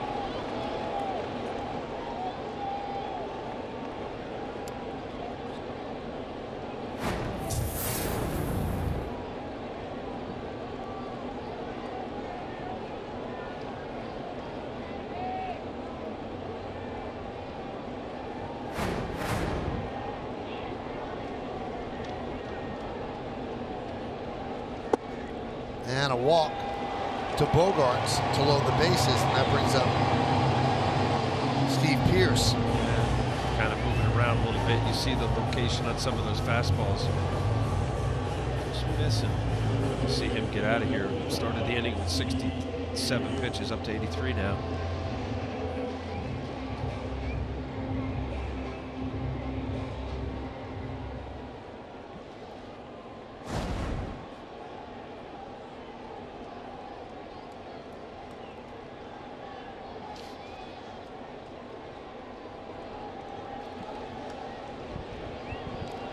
Steve Pearce drills one deep to left field. Is it high enough? Yes, it is. A grand slam for Pearce. 8-4 Yanks.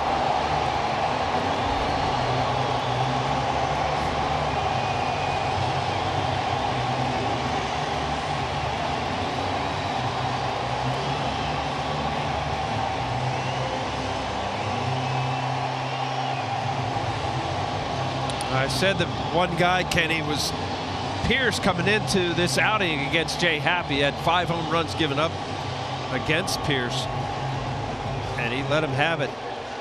0-0 fastball right down the middle. Well, it followed a walk, and he's trying to regain the strike zone. He got too much of the plate. Pearce got up there and just jumped on it. Looking for a fastball, first pitch. Yep. Had a middle up. That was a line drive over the monster in left. Devers takes low, 1-1. Well, this will be his last batter, one way or the other. Either he retires him into the inning, or he loses him and they'll bring in Green to face Nunez.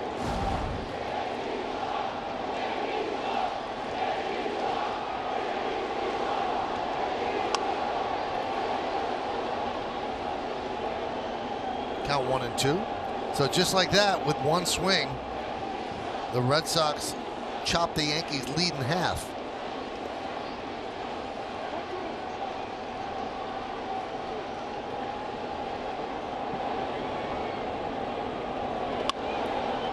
Grounded to Gregorius, and that'll do it. But the Red Sox get through against Happ.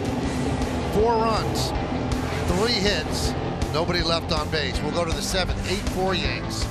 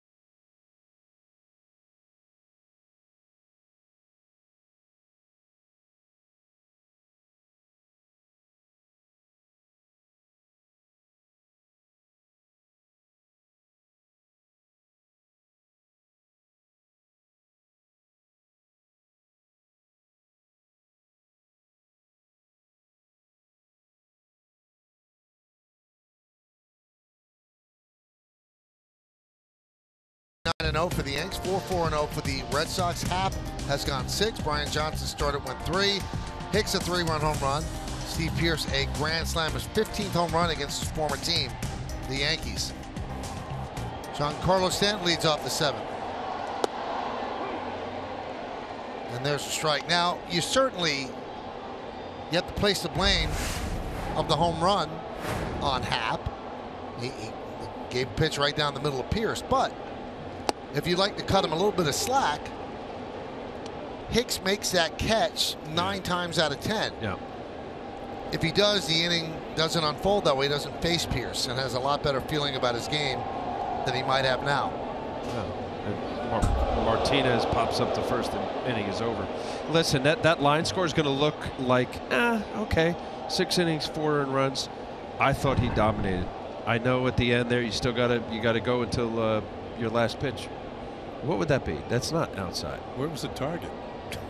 I think it was a changeup.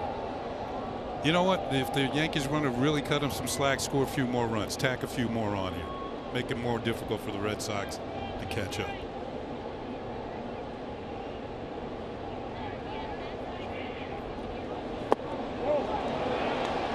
And down goes Stanton. In other words, get the momentum back in this game.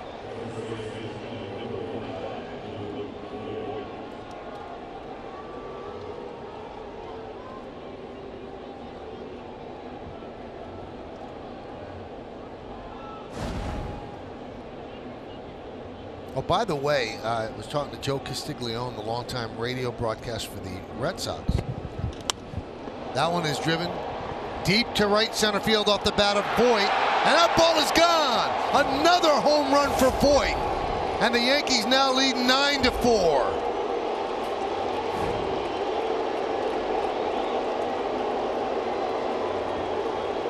Well, what did I say? Tack on. Luke Voit. 13th home run with the Yankees. Al, he's got amazing power to right center field. I like his swing. Every time when I see it, it looks balanced, under control. His head is down. Take a look here. Foot goes down. Watch his head just stay on contact. I love it. I mean, what a pickup. Talking about Jay Happ, trade deadline. And this is the first guy to get on base against Pomeranz, and he circles the bases. Beautiful swing. You remember Dante Bichette? Of course you do. Yes. He's got a little bit of Dante Bichette. Oh, okay. I'll go with that. Blake Street Bombers. Yeah. In Colorado. Who are the guys on it? Andres Galarraga, Dante Bichette, Vinny Castillo, and Larry Walker. And throwing Ellis Burks. Yeah. That's strong. Stays on it. Those are your 300 hitters. The ball is middle away. He's a strong man. Yeah, he is.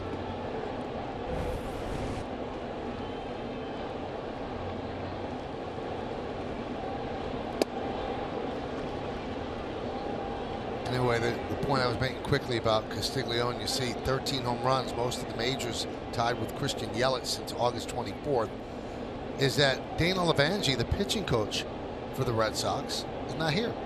They gave him the night off. There's a base hit for Didi, who has to feel good coming after 5 days on the shelf. Levangie giving the day off. His son is a star quarterback playing a game tonight. And Cora said, go watch your son play. High school quarterback. High school quarterback, 107 wins. Yeah, go ahead. Yeah. Yeah. Wow. I mean, I'm thinking how that would never happen years ago, but how nice, right? Yeah, they're 9 games up on the Yanks, 107 wins, historic season.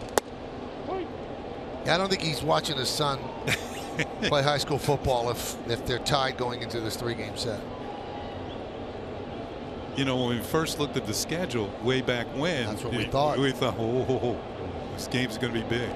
Well, as it turns out, it's kind of big for the Yankees. They got to win to make sure the wild card game's in New York. But the Red Sox are just moving it along here.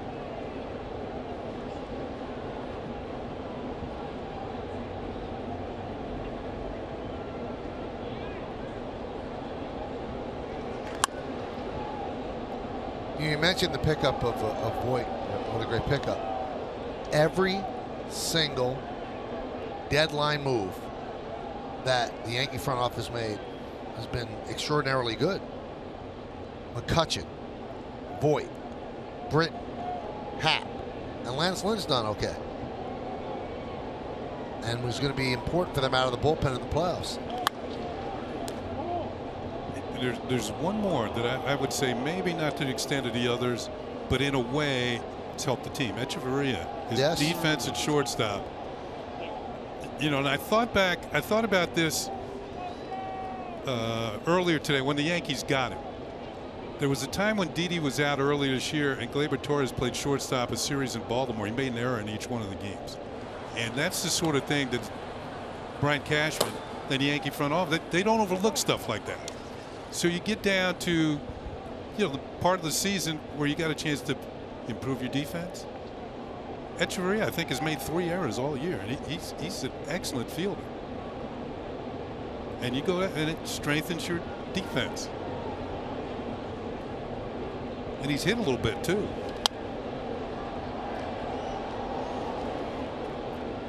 This copyrighted telecast presented by authority of the New York Yankees and may not be reproduced or retransmitted in any form.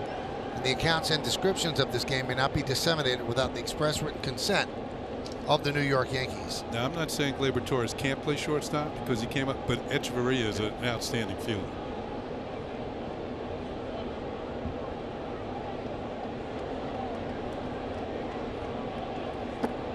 Well, I keep going back to the guy who just hit the home run, Luke Voit. Yeah. 13 home runs. He's batting coming into tonight's game, 331. I mean, I know it's small sample size, 124 bats, 38th game tonight. If you play that out, and I know you can't, but if you play it out over the year, how many first basemen are better than that? How about playing it out over the postseason? Yeah. Yeah. No, but I mean, really, he's been that impressive. I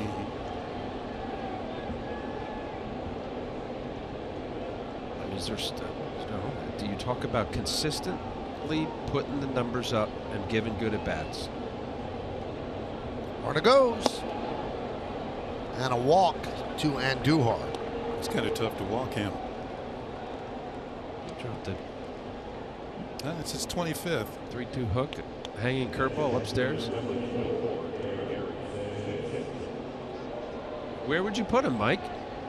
A full season of Luke Voit at first. Work harder.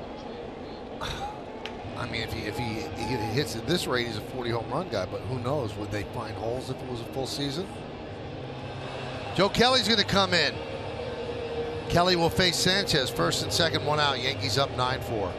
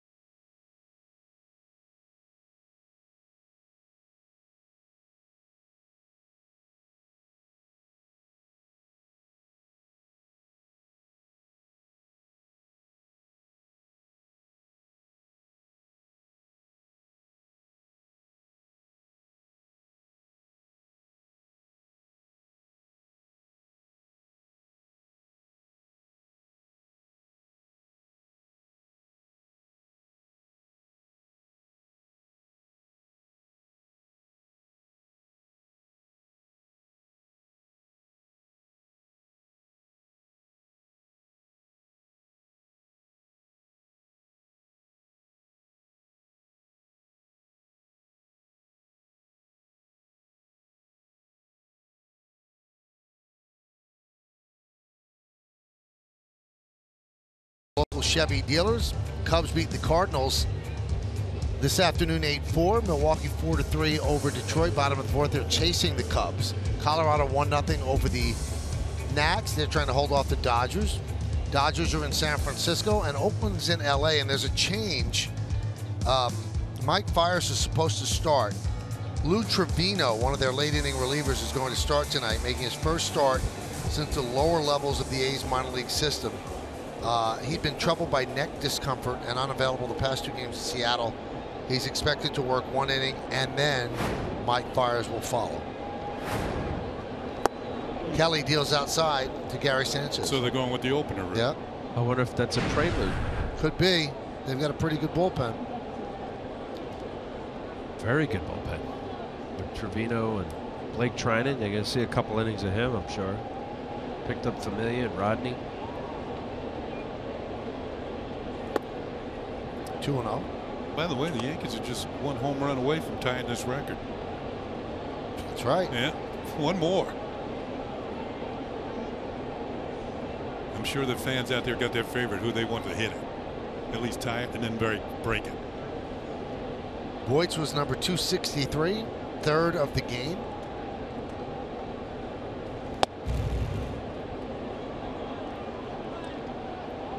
And just like that, it's 3-0 to Sanchez. The Yankees green light him with first and second, 1 man out against Kelly. Yeah, go for it. Yeah.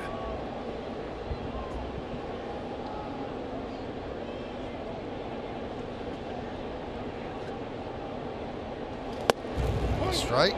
99. That was 99 miles an hour. Tonight's high-speed pitch comes from your Tri-State Volkswagen dealers.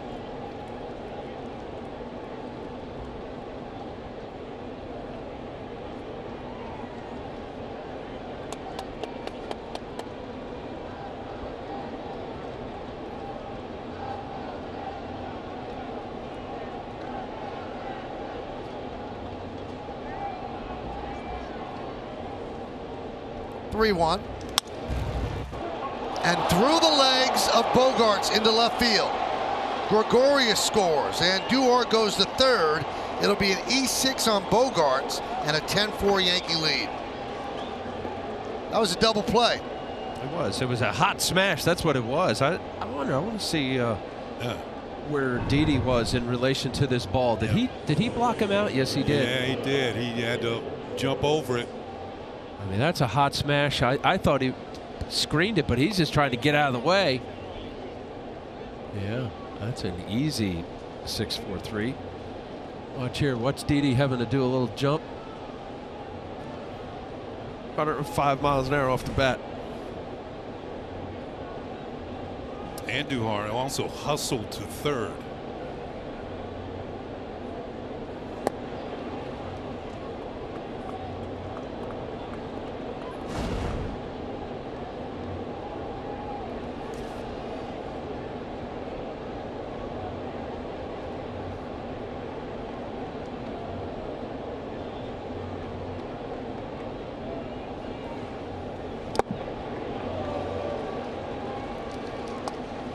One and one on Gleyber Torres.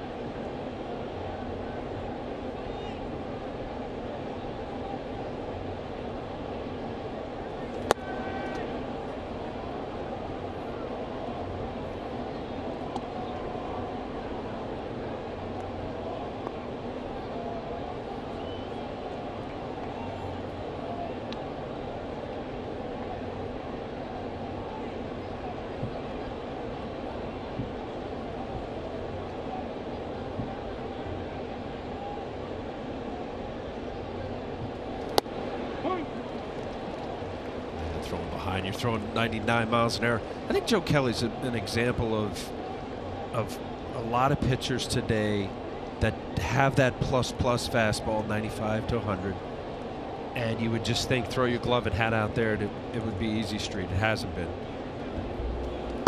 Breaking ball, strike three. Torres down looking. And then you drop 2 nasty curveballs. 2-1 breaking ball. Fantastic. Gets into pitcher's count 2-2 and then just snaps off another one. Well, didn't they try Joe Kelly as a starting pitcher at one time?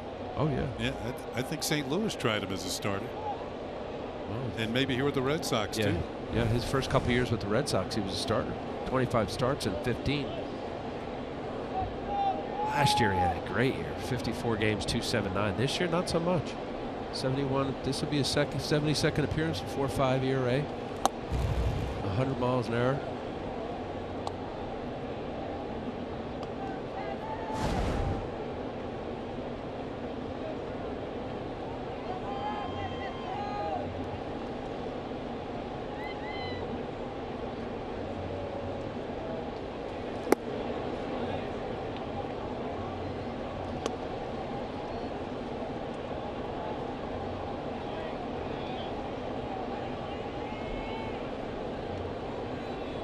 First and third, 2 men out. 2-0 count on McCutchen. Kelly working from the first base side of the rubber. Deals. Fastball right by him, 99 miles an hour. Yeah, Kutch was going for a record tire.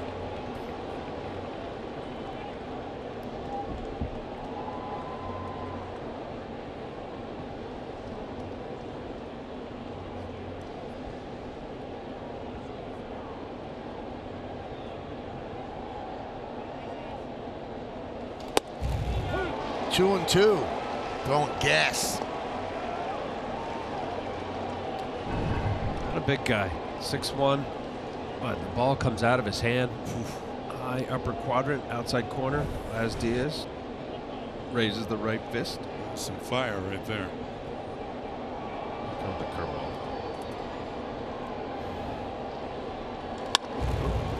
Ground ball to Kinsler. He'll go the short way, and that will do it. But the Yankees add 2 runs, 2 hits, 1 error, 2 left. Time for the stretch here in Boston.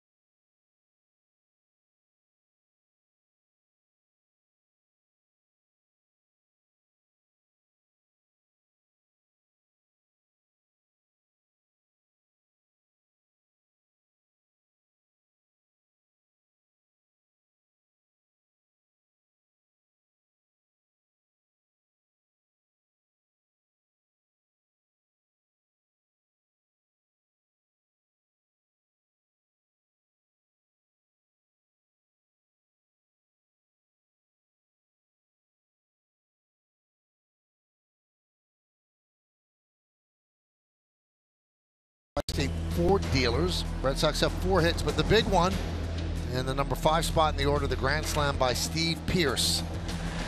And that kind of changed the way you could look, at least if you didn't watch the game at J-Happ's 6 innings, but he pitched very, very well. And now they turn it over to Chad Green, who will face the bottom third in the order for the Red Sox. That was a strike.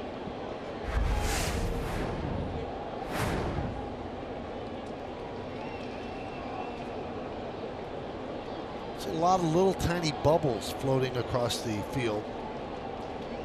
Not quite sure where they're coming from. So maybe from the second deck on the third base side.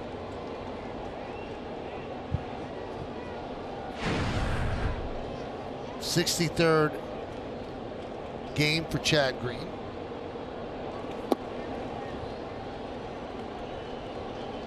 I would say that it looks like one of the episodes of the Lawrence Welk show, but 80% of our audience would have no idea who Lawrence Welk was. You think? 80%? All right, 70. That's about right. I'm in there though. Line drive, center field. And this one, Hicks makes a nice run on to make the catch. One away. Remember the Lennon sisters? Yes. Yeah.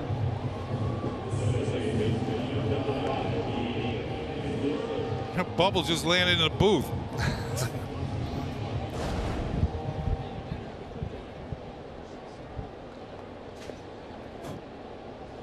Here's Kinsler.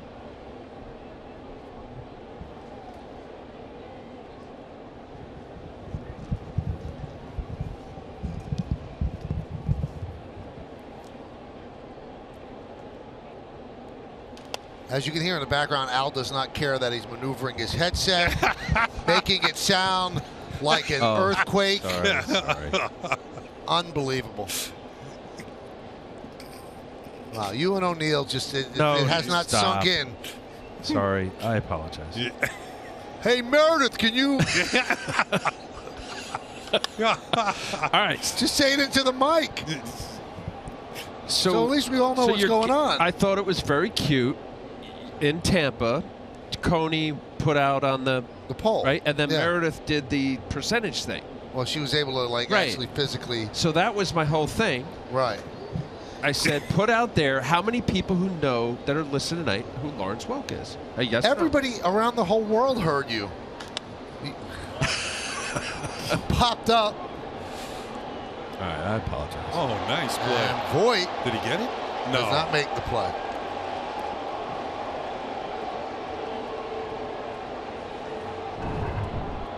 We got a better look at it here. Reaching up near the screen. Oh. Nope. Now, Al, I want you to hear one thing, all right? This is what you sound like. No way.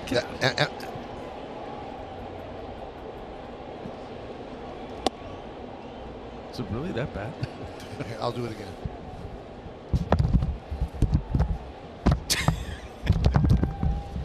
First of all, that's a lie. John Moore, go find the replay on that. I didn't bounce around that much. But that's what it sounded like. I'm sorry. I'm sorry.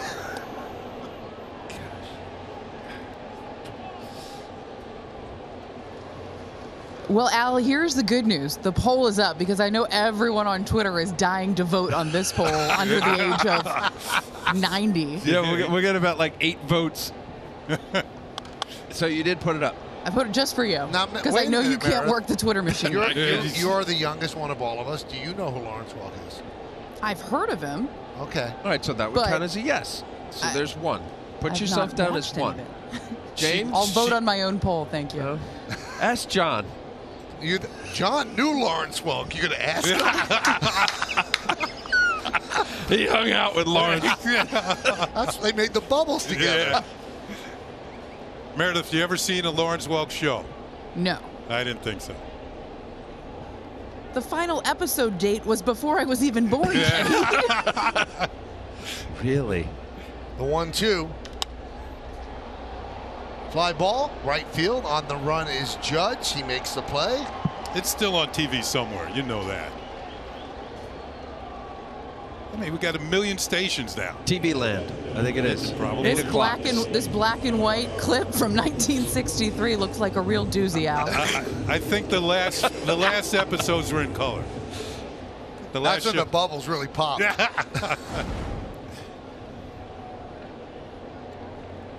Here's Blake Swihart. I can honestly tell you that when the schedule came out last year and you saw Friday, Saturday, and Sunday at Fenway, we would be talking about Lawrence Welk. All right. Well, it is 10-4. 10th. Good buddy. The 0-1. That's another show. There's Lawrence Welk. I think it might have actually been shown on Pix 11.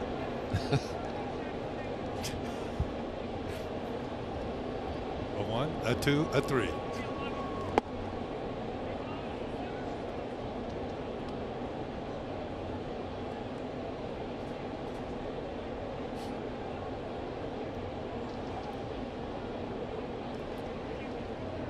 One, 2. 2 and 2.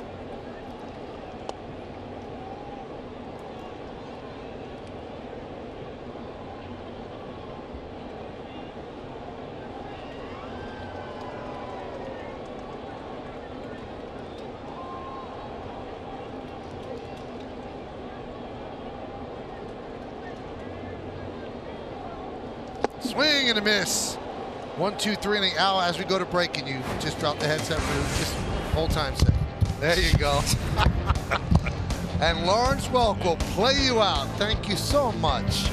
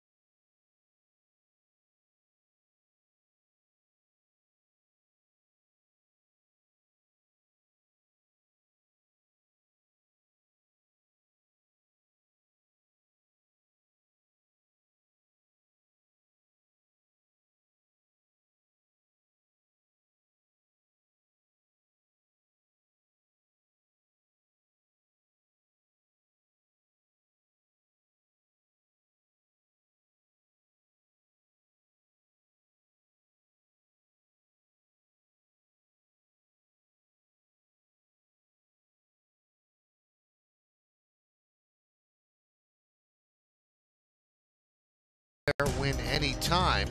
Yankees 2 in the 3rd, 6 in the 4th, and 2 more in the 7th. The Steve Pearce Grand Slam accounts for the Boston runs that came in the 6th, 10, 11, and 0, leading 4, 4, and 1. New pitcher for the Red Sox, it's Bobby Pointer. And he'll face Judge, Hicks, and Stanton. High fly ball, deep left center. Did he get it? Yes, he did. See ya. Home run for Aaron Judge. And the Yankees have now tied the 97 Mariners for the most home runs by one team in a single season in big league history.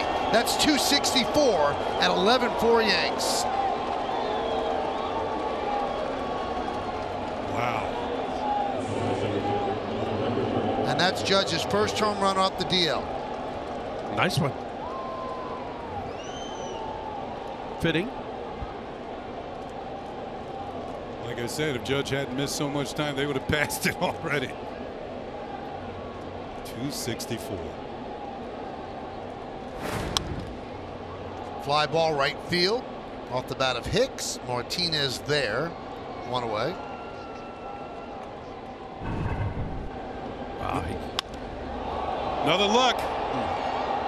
You know, this has to feel good for Judge. He hadn't hit one since he's been back. I mean, you could see it coming, though. His hitting, his timing's been coming back. And this one is well hit. Gone. Judge's first home run since July 21st. Another look. Off into the night here in Boston.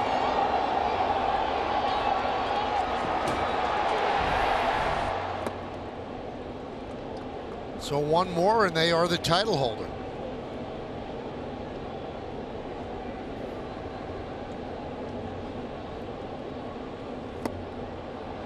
One and two.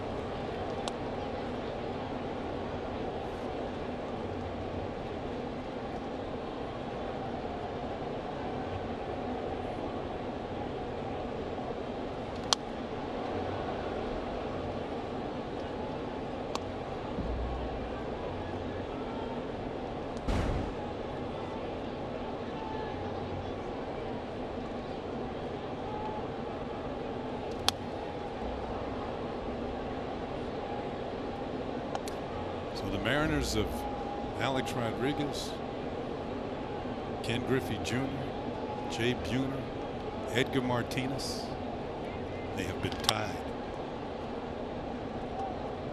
That was a good hitting team. They played in a great hitting ballpark, the Kingdom. It was about 360 in each gap. Keep the ball away from center field. It was 430 to center. Fly ball, right field.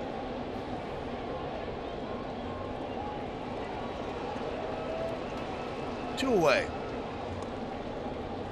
I don't think. Who else was there? Cameron. Isn't that enough? Yeah. Paul Sorrento, maybe. Maybe. They had some mashers. Those are the days when Griffey Jr. was hitting 50, 55, and 56 homers a year. With that sweet swing, his Hall of Fame swing of his. Speaking of homers, here's Luke Voigt. Well, he does not get cheated on his swings. Dellin Betances is up.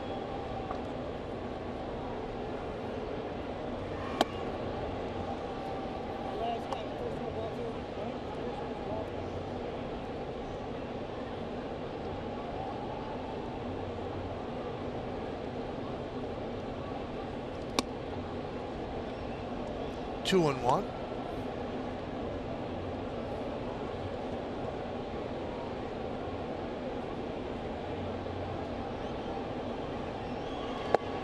Two and two. We're in the eighth inning. It's 11-4. Yankees over the Red Sox.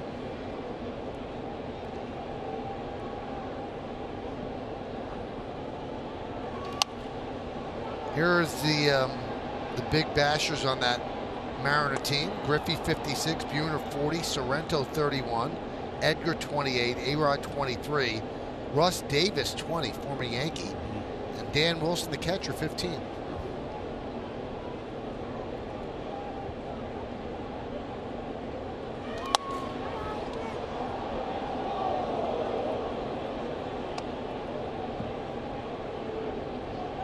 That was way before Alex started to feel it. 23. Right. He was younger than 23 then, I believe. It was like his second year in the big leagues.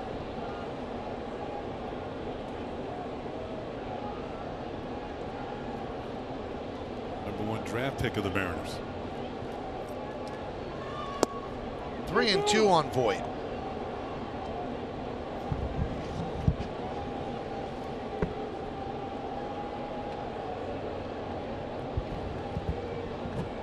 Making the same noise, Al. Unbelievable as Voigt strikes out. Hit the cough button when you take off your headset. And then celebrate this. A record-tying home run off the bat of Aaron Judge. 264 in the books.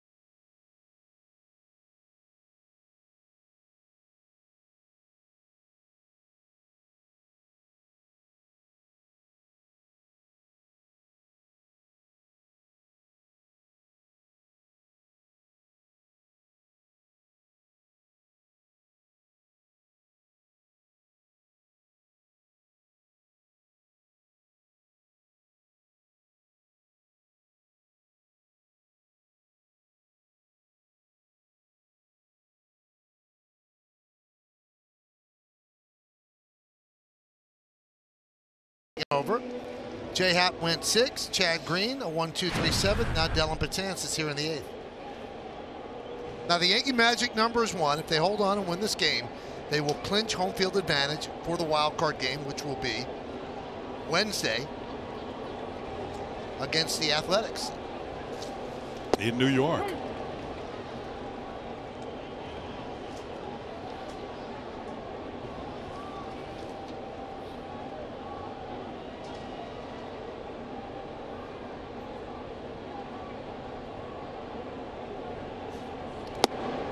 I've got a little quiz for you, Kenny, but you probably know the answer. Maybe I don't. Mookie Betts only the 2nd Red Sox player to go 30-30. Who's the other guy? I know this. All right, then let Al play. Let Al play. Give me an error. Now you will get an error because you're going to get it wrong. Oh, right now? Yeah. Oh, probably Betts. No. No. Well, he's the one. No, but maybe he's... No, he's the...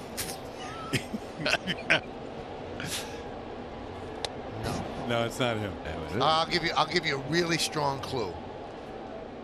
It's a Yankee. He's not with the Red Sox anymore. Oh. Jacoby Ellsbury. There you go.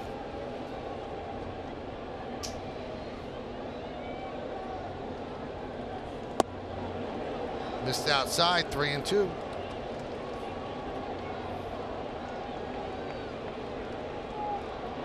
I was going to recuse myself. We appreciate that. Game. Yeah, okay.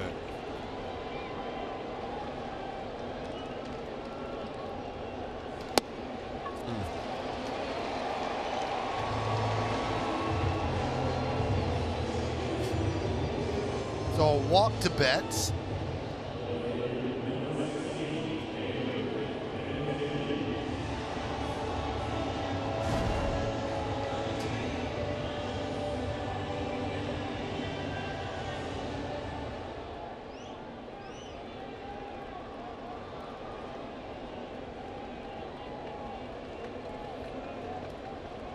Benintendi, he's 2 for 3, and there's a strike from Betances. It'll be interesting if the Yankees win this game. What do they do the next 2 games? How do they play it? Who's going to play? Because they really mean nothing at that point other than getting ready. Now he'd like to get Hicks and Didi some at bats because they're coming back from injuries. Yeah, I'd like to see him win 100 games. That's what I'd like to see, because to me, even after you're long retired, you can point to, I played on a team that won 100 games. Right. Doesn't happen every year. I think he'd like to win 100 as well.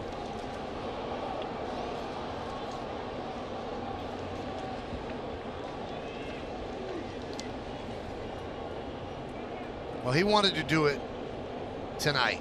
Let's put it that way, because he wants the pressure taken off where he can do what he has to do to keep people right, keep people sharp, get people ready as Benintendi goes down on strikes.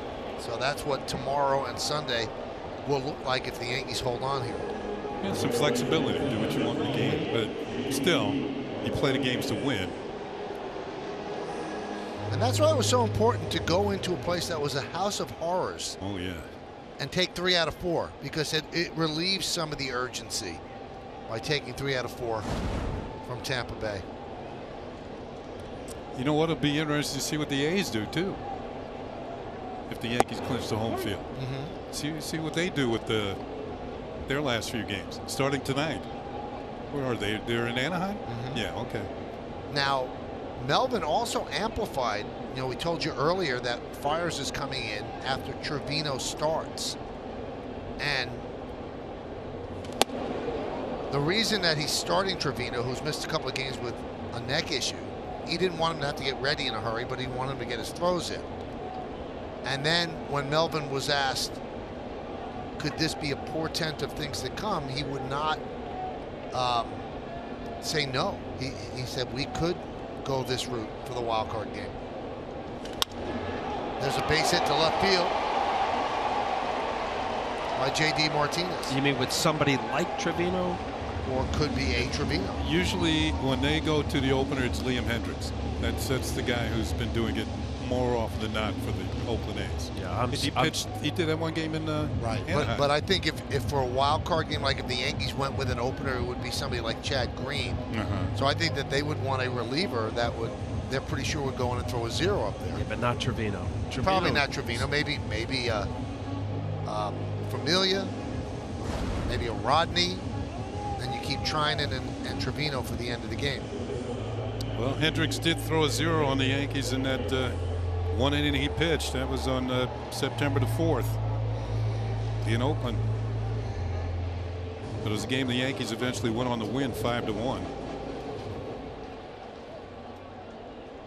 Another thing the Yankees have to take into consideration, if you win this game, and it's not over, no, the game's never over at Fenway Park, but if you win this game and you don't play your regulars for 2 games, you also have Monday and Tuesday off. Yep. Players are going to want to get at bats. They are going to want to play. So I think along that line, Michael, I think tomorrow Aaron Boone's going to manage, you know, whether they have home field, they win tonight or not. I think Sunday you'll see, especially for different pitchers, to be able to get in there. I just don't see Sunday being a go-to game for the mainstays. That'll be pitching on Wednesday. So you'll see probably a Sheffield or a Tarpley or a Weiza, something like that. Maybe Herman gets in. But tomorrow, I'm with you. I think these guys, listen, you know, you still, if you play tomorrow, maybe Sunday it's a half a game. Monday, Tuesday off, Wednesday. From a pitcher's point of view, Al, if this gets wrapped up, Sunday rolls along. Sabathia pitched yesterday, Thursday, went 5 innings, less than 60 pitches. Could he pitch 2 innings on Sunday as a throw day sort of day? Would that be fine with 2 days off? Absolutely. Especially where when I say this, where CC is in his career. He's not a 23-year-old kid who's throwing 98 miles an hour. If he felt compelled to get an inning, I don't see it being a problem. I doubt it. I really highly doubt that. He doesn't need it. No, I'm just saying the 2 innings for the bonus. Oh. Boone was asked that today. He kind of asked, he laughed it off. It's not easy to laugh at $500,000. What a great headline in the Post today. Did you see it, Kenny? Payback is a pitch. Yeah. I read it online.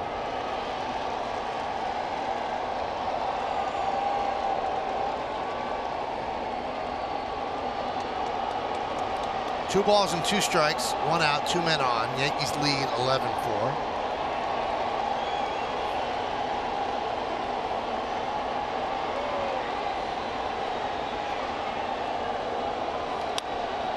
Popped up.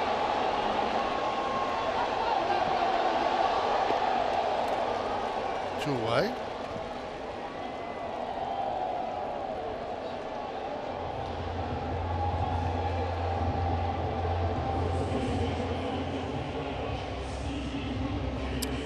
A little discussion after the out there, and I believe this is going to go down as a mound visit.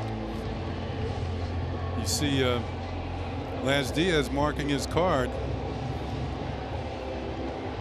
You know, I'm glad you mentioned that. Yeah, there you go. It's a mound visit. I'm glad you mentioned that. Yeah. That is one thing that we, because of the new rule, that we don't see the wearing out between home plate and the pitcher's mound across baseball.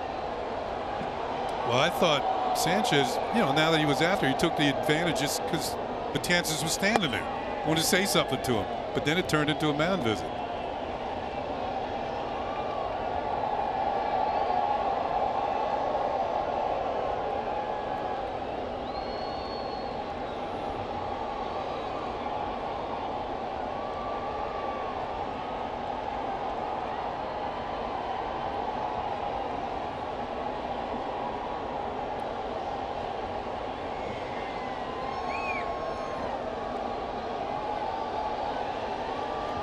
Sound you hear in the background, they're doing the wave here.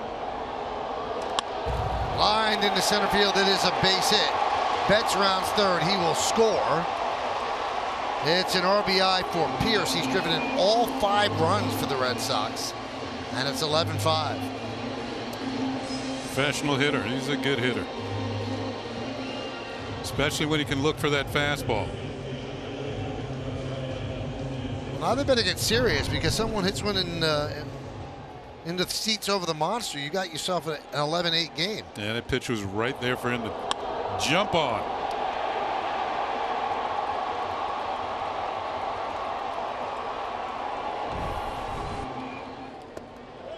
Devers takes low and inside.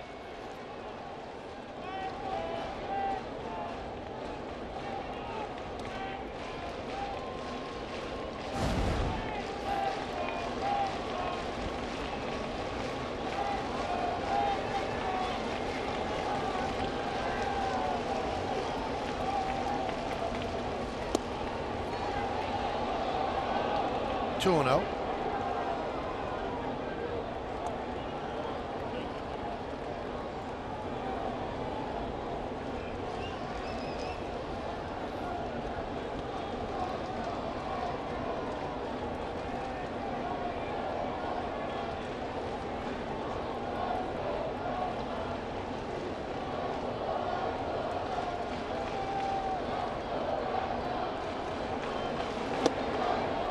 Three and 0 on Devers.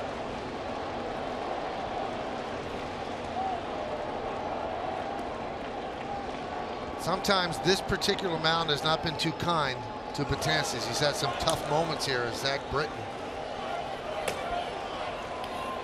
is getting ready.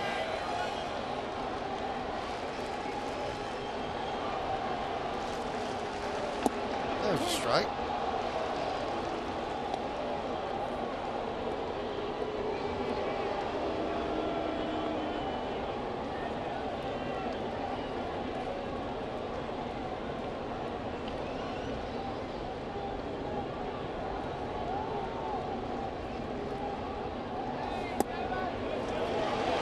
And a walk. That'll load the bases.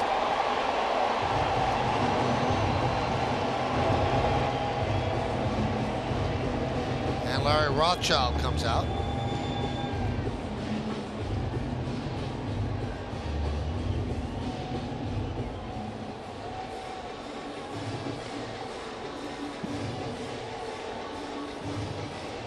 Hey Al, I've never been involved in a mound visit. I mean, pitching coaches, what's the best advice a pitching coach has given you over the years? Throw the ball over the plate. That's what I thought. You've got good stuff. Well, that's the same thing I'm thinking out in the outfield. So, yeah, listen, anytime a coach comes out, it should be very basic. They're not going to reinvent anything. Dellin Betances, 97 to 100. He's got a very good curveball. It's about throwing strikes.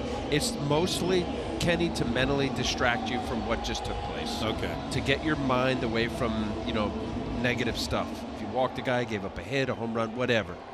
To divert, and it's a pick-me-up. Let's go. Get ahead. Whatever. And there might be one thing you might say that you've worked on in the pen that is a key word to get you back. But 9 out of 10, be aggressive. You have good stuff. Get ahead. Again, if there's a mechanical thing that you continually work on, it might say something like that. Stay back, stay close, use your lower half. I don't know, whatever it is.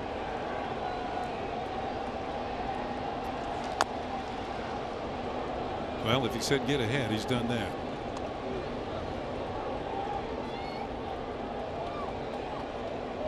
So 0-2 on Nunez.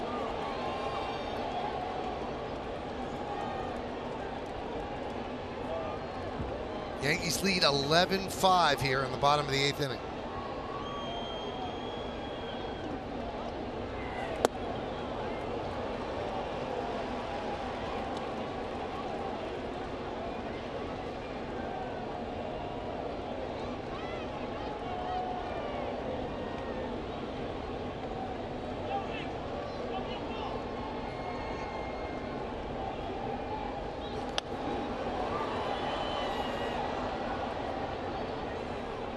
Depends on the relationship you have the given pitching coach, right?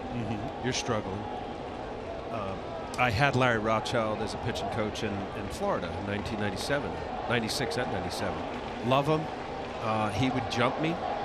He could say things that normally you think would bother somebody, but because the relationship was good and we connected, there's times when they know they gotta let's go. What do you say? What are you doing out here? 1-2. Line drive caught by Gleyber Torres to end the inning. Red Sox get a run, but they leave the bases loaded when Nunez hit a line drive snared by Gleyber Torres that takes us to the ninth.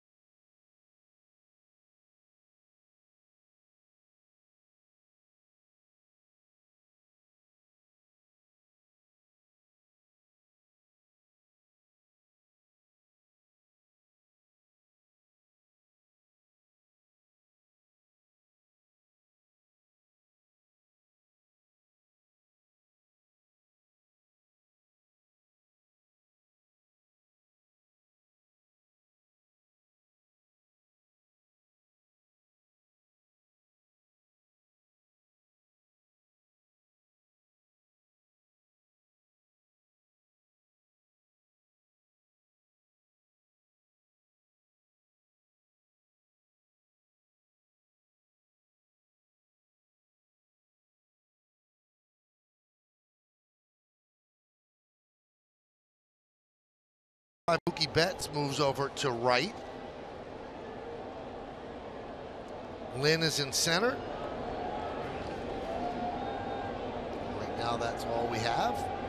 Pointer still in. And there's a strike to D.D. Gregorius.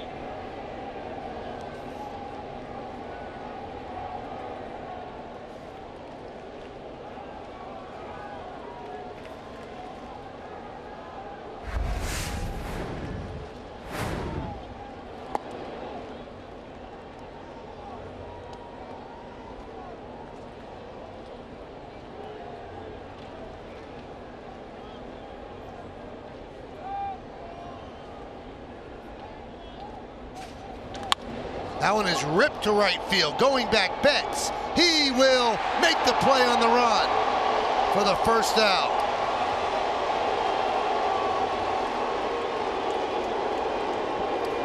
Well, you can add Gold Glove to Mookie Betts' abilities. You and I were talking about it before. He does everything, doesn't he, Al? Yeah, listen, I think this is the separator as to why he'll win the American League MVP. I like JD Martinez for a lot of reasons, but this right here, he's exceptional right fielder, especially he's played a little center, as we saw in the beginning of the game, but that's his spot. Yeah. Really, I mean, here especially at Fenway, you got the pesky pole, it jets out pretty far for what would be straightaway right field. You know, I think I was watching a game in spring training, and it was down at JetBlue Park where the Red Sox are playing. Mookie was playing right field, and they had him mic'd up that day. It was a spring training game. I think it was on ESPN. And somebody hit the ball like that, and he said as he was running after it, "I'm not going to get this one." Yeah. I actually saw that. And that was funny. Well, back to back. Gold gloves, 16 and 17 last year. Popped up. 2 away.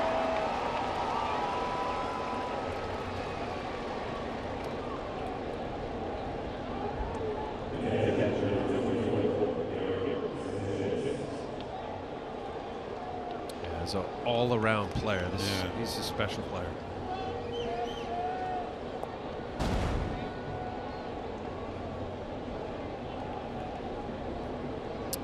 He's not the only 30-30 player this year. Jose Ramirez with the Cleveland Indians.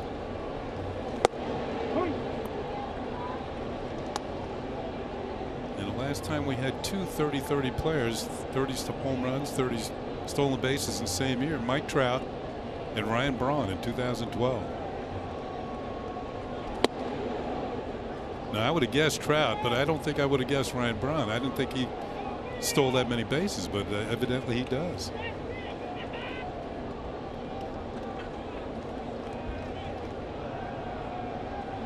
Line drive, base hit over the leaping try of Devers, and it goes into the corner and up against the wall. Sanchez will hustle into second with a double. He's swinging about better. Yeah, Michael, I got to agree with you. Things are starting to point in the right direction for Gary Sanchez with the bat. A long home run tonight, 446 feet, and then this line drive into the corner here at Fenway Park. He also had a walk and scored in this game, which shouldn't be underestimated. Getting the strike zone under control.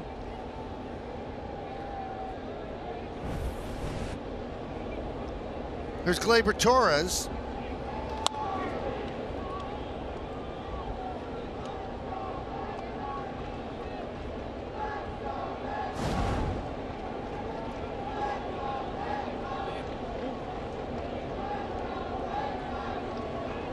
Hey, Michael, we've had one of those games. Every Yankee has joined the party.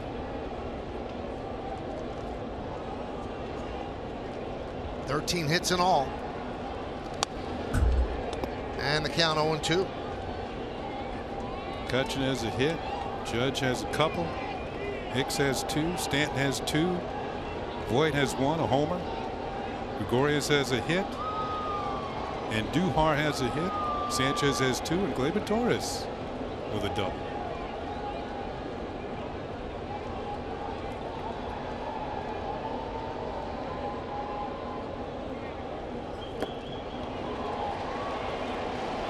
And Torres goes down on strikes. No runs to hit, no errors, 1 man left. We go to the bottom of the 9th. Yankees trying to clinch home field next.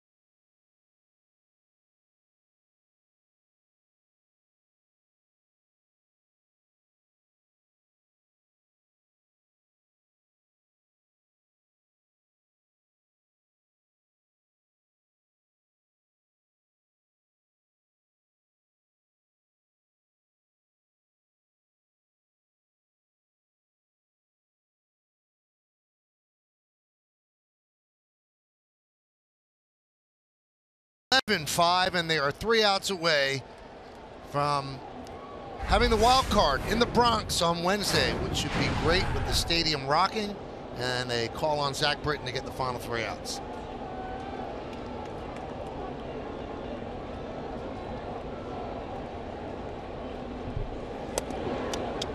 One and 0.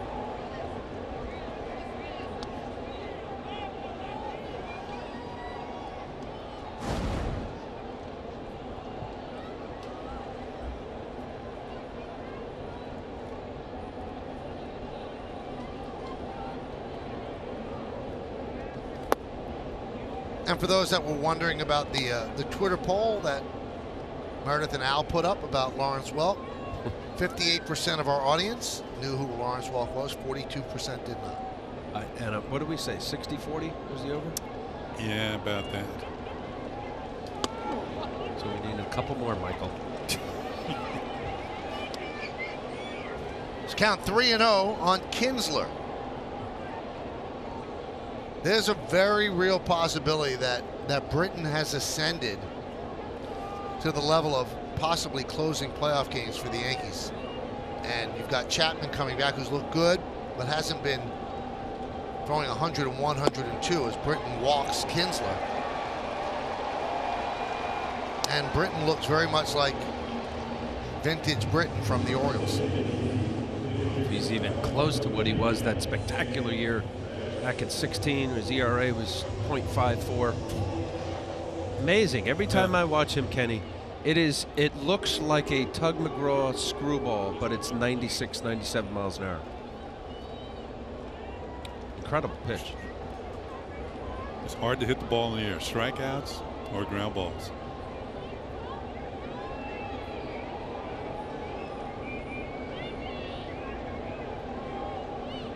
So here is Sam Travis pinch hitting for Swihart. And that's 5 straight out of the zone by Britton.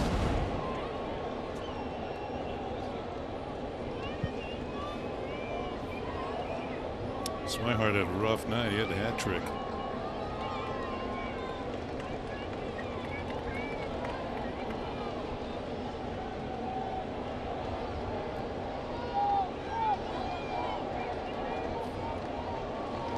There's a strike. 1-1.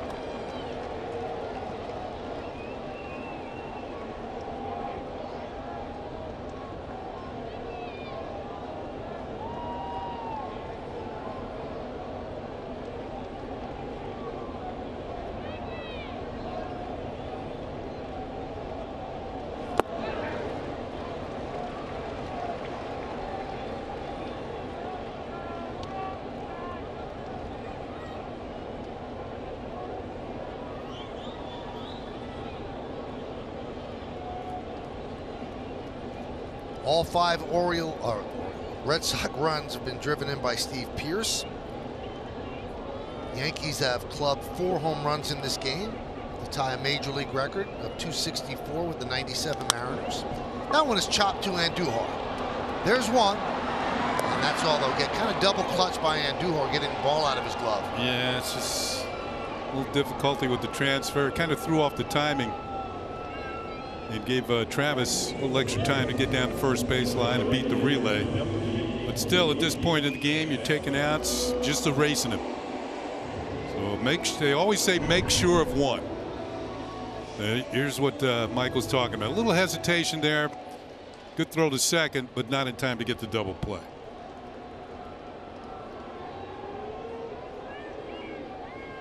Here's the relay to first. Travis across the bag. Here's Mookie Betts. Voit will hold Travis at first. And a strike. Al, that year you were talking about with Britton, 2016, where he was just awesome out of the bullpen for Baltimore. Gave up 1 home run that year. Mookie Betts got it.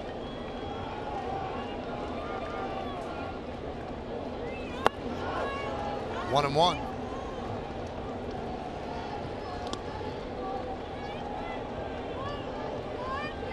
Here's a stat we wanted to give you earlier. Want to make sure we give it to you. The Yankees have the best record against the teams that are going to make the playoffs in the American League. than any of the other American League teams. This could be a double play, but it's booted by Gregorius, and now he throws it away. Travis will move to third. Betts goes to second. That was a game-ending double play, but Gregorius booted it and then threw it away. The thing about the boot, that was bad enough, but he had time to get Travis at second base with an accurate throw, and he hurried it, and then it was offline. He had more time than he thought. You can see Travis is nowhere near the bag, and neither is the throw.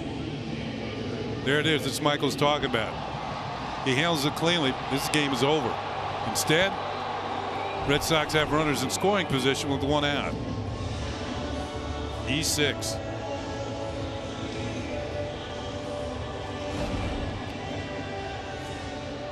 So here's Benintendi, single, double, and 2 strikeouts. So Britton's gotten a couple of ground balls after the walk.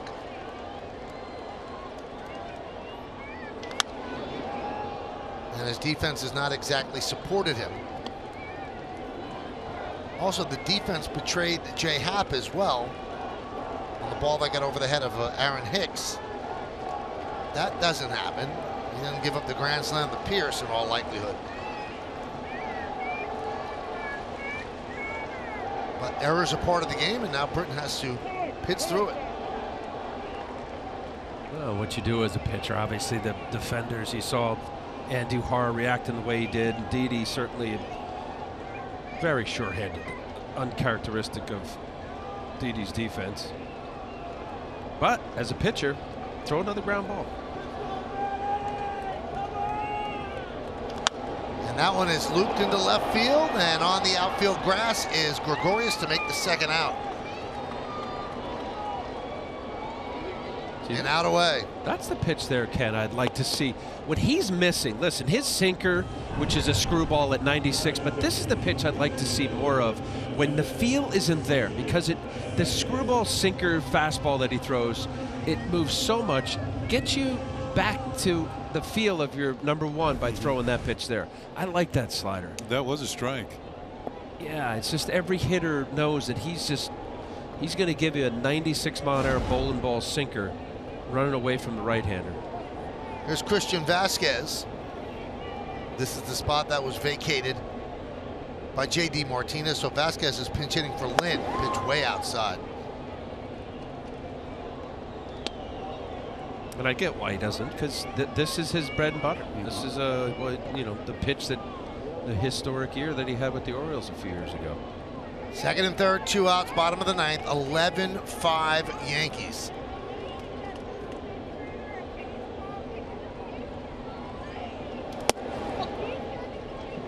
Does not have the command that he's had the last couple of times out.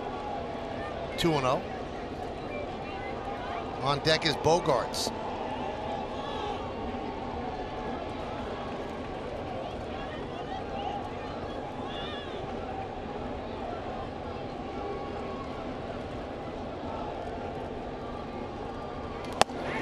Al, I got a question. How does he get the ball to sink like that? Is it finger pressure, or is it just the way he... Why isn't everybody doing this? Because it's not easy. The way he's probably been throwing since he was 10, this has been his fastball. He does have an unusual way of throwing what is a two-seam sinker. He throws it in between the seam, and if you look at it, I don't know if we'll get a shot now. There's a strike. He throws it in between the seam, and it almost looks like a breaking ball grip, but he throws it as a sinker. And it's actually the two-seam that Mel Stottlemyre used to teach. When you talk about two-seamer, it's in between the horseshoe. He throws it on one of the seams. And 3-2. The other part of it is, too, Kenny, it's delivery. He's got a short stride. He gets on top. He's a north and south pitcher. He pulls down excellent. And he's on line. So therefore, it'll enable him to get that screwball finish or that pronation that gives him that down and away move. A lot of Yankee fans here at Fenway standing. And the 3-2. Walked him. So the bases are loaded.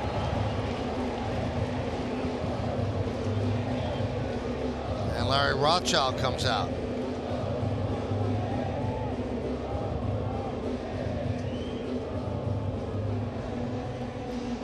A little unusual for Yankee pitching tonight. They've walked 6 batters.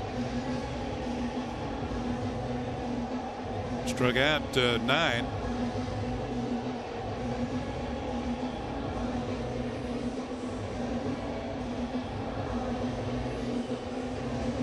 Yankee staff second in the league in striking people out to Houston.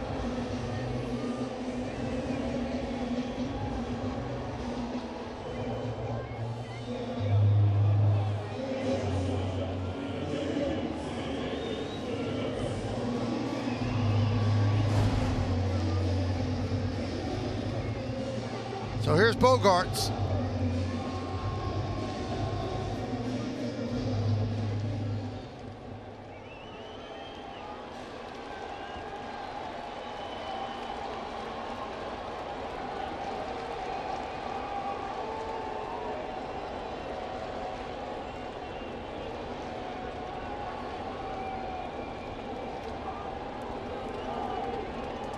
(11-5), 2 outs, bottom of the 9th, bases loaded. Red Sox looking to rally.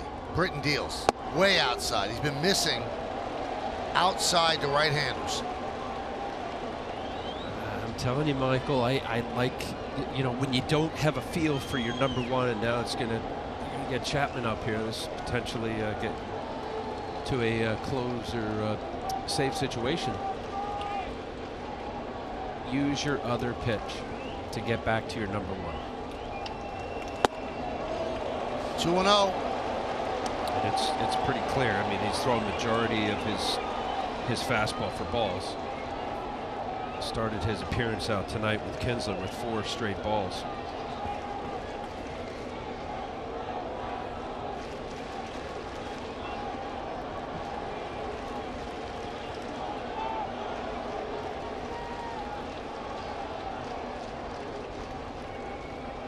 There's a strike, 2-1. So the Red Sox are making him work. They're not expanding the strike zone. They're making him throw strikes. Travis at third. Betts at second.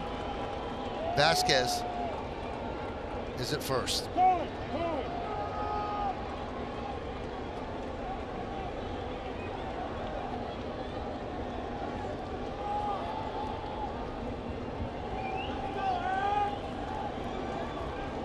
Red Sox have 5 runs on 6 hits. Yankees 11 runs, 13 hits. Each team with an error.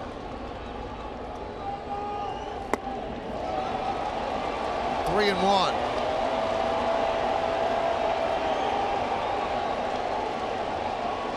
And Chapman is throwing some urgency in the bullpen.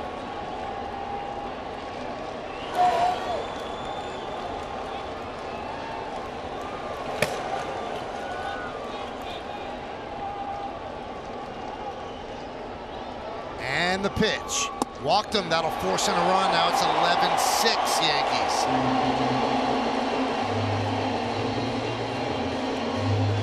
Wow. Yeah, I've been there, done that. When you don't have a feel. And that's what it looks to me. I mean, there's no trickery here. When Zach Britton is on, he has a great 2-seam fastball that has that movement that we're shown from the center field shot that looks like it's going to be outside corner and goes off the plate.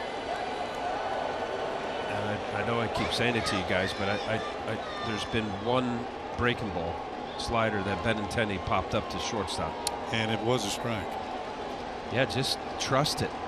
It'll get you back to a feel, a confident. Here's Steve Pearce. 5 ribbies tonight. Has already hit a grand slam, and again to a right-handed batter, he misses outside. 1-0.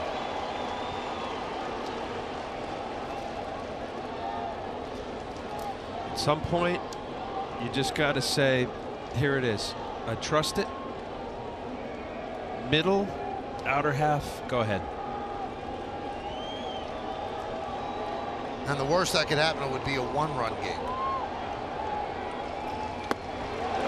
Low, 2-0.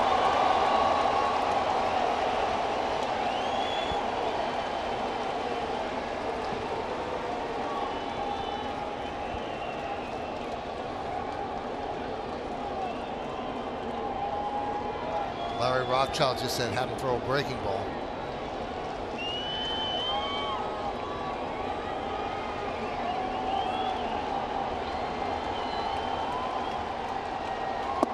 There's a strike. He didn't.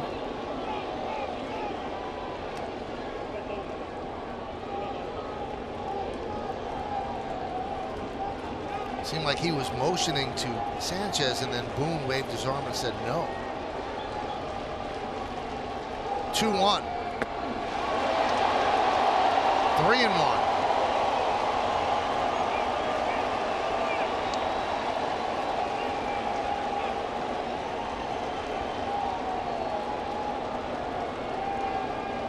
Two missed opportunities for a double play has made this inning happen. And Britton is really laboring.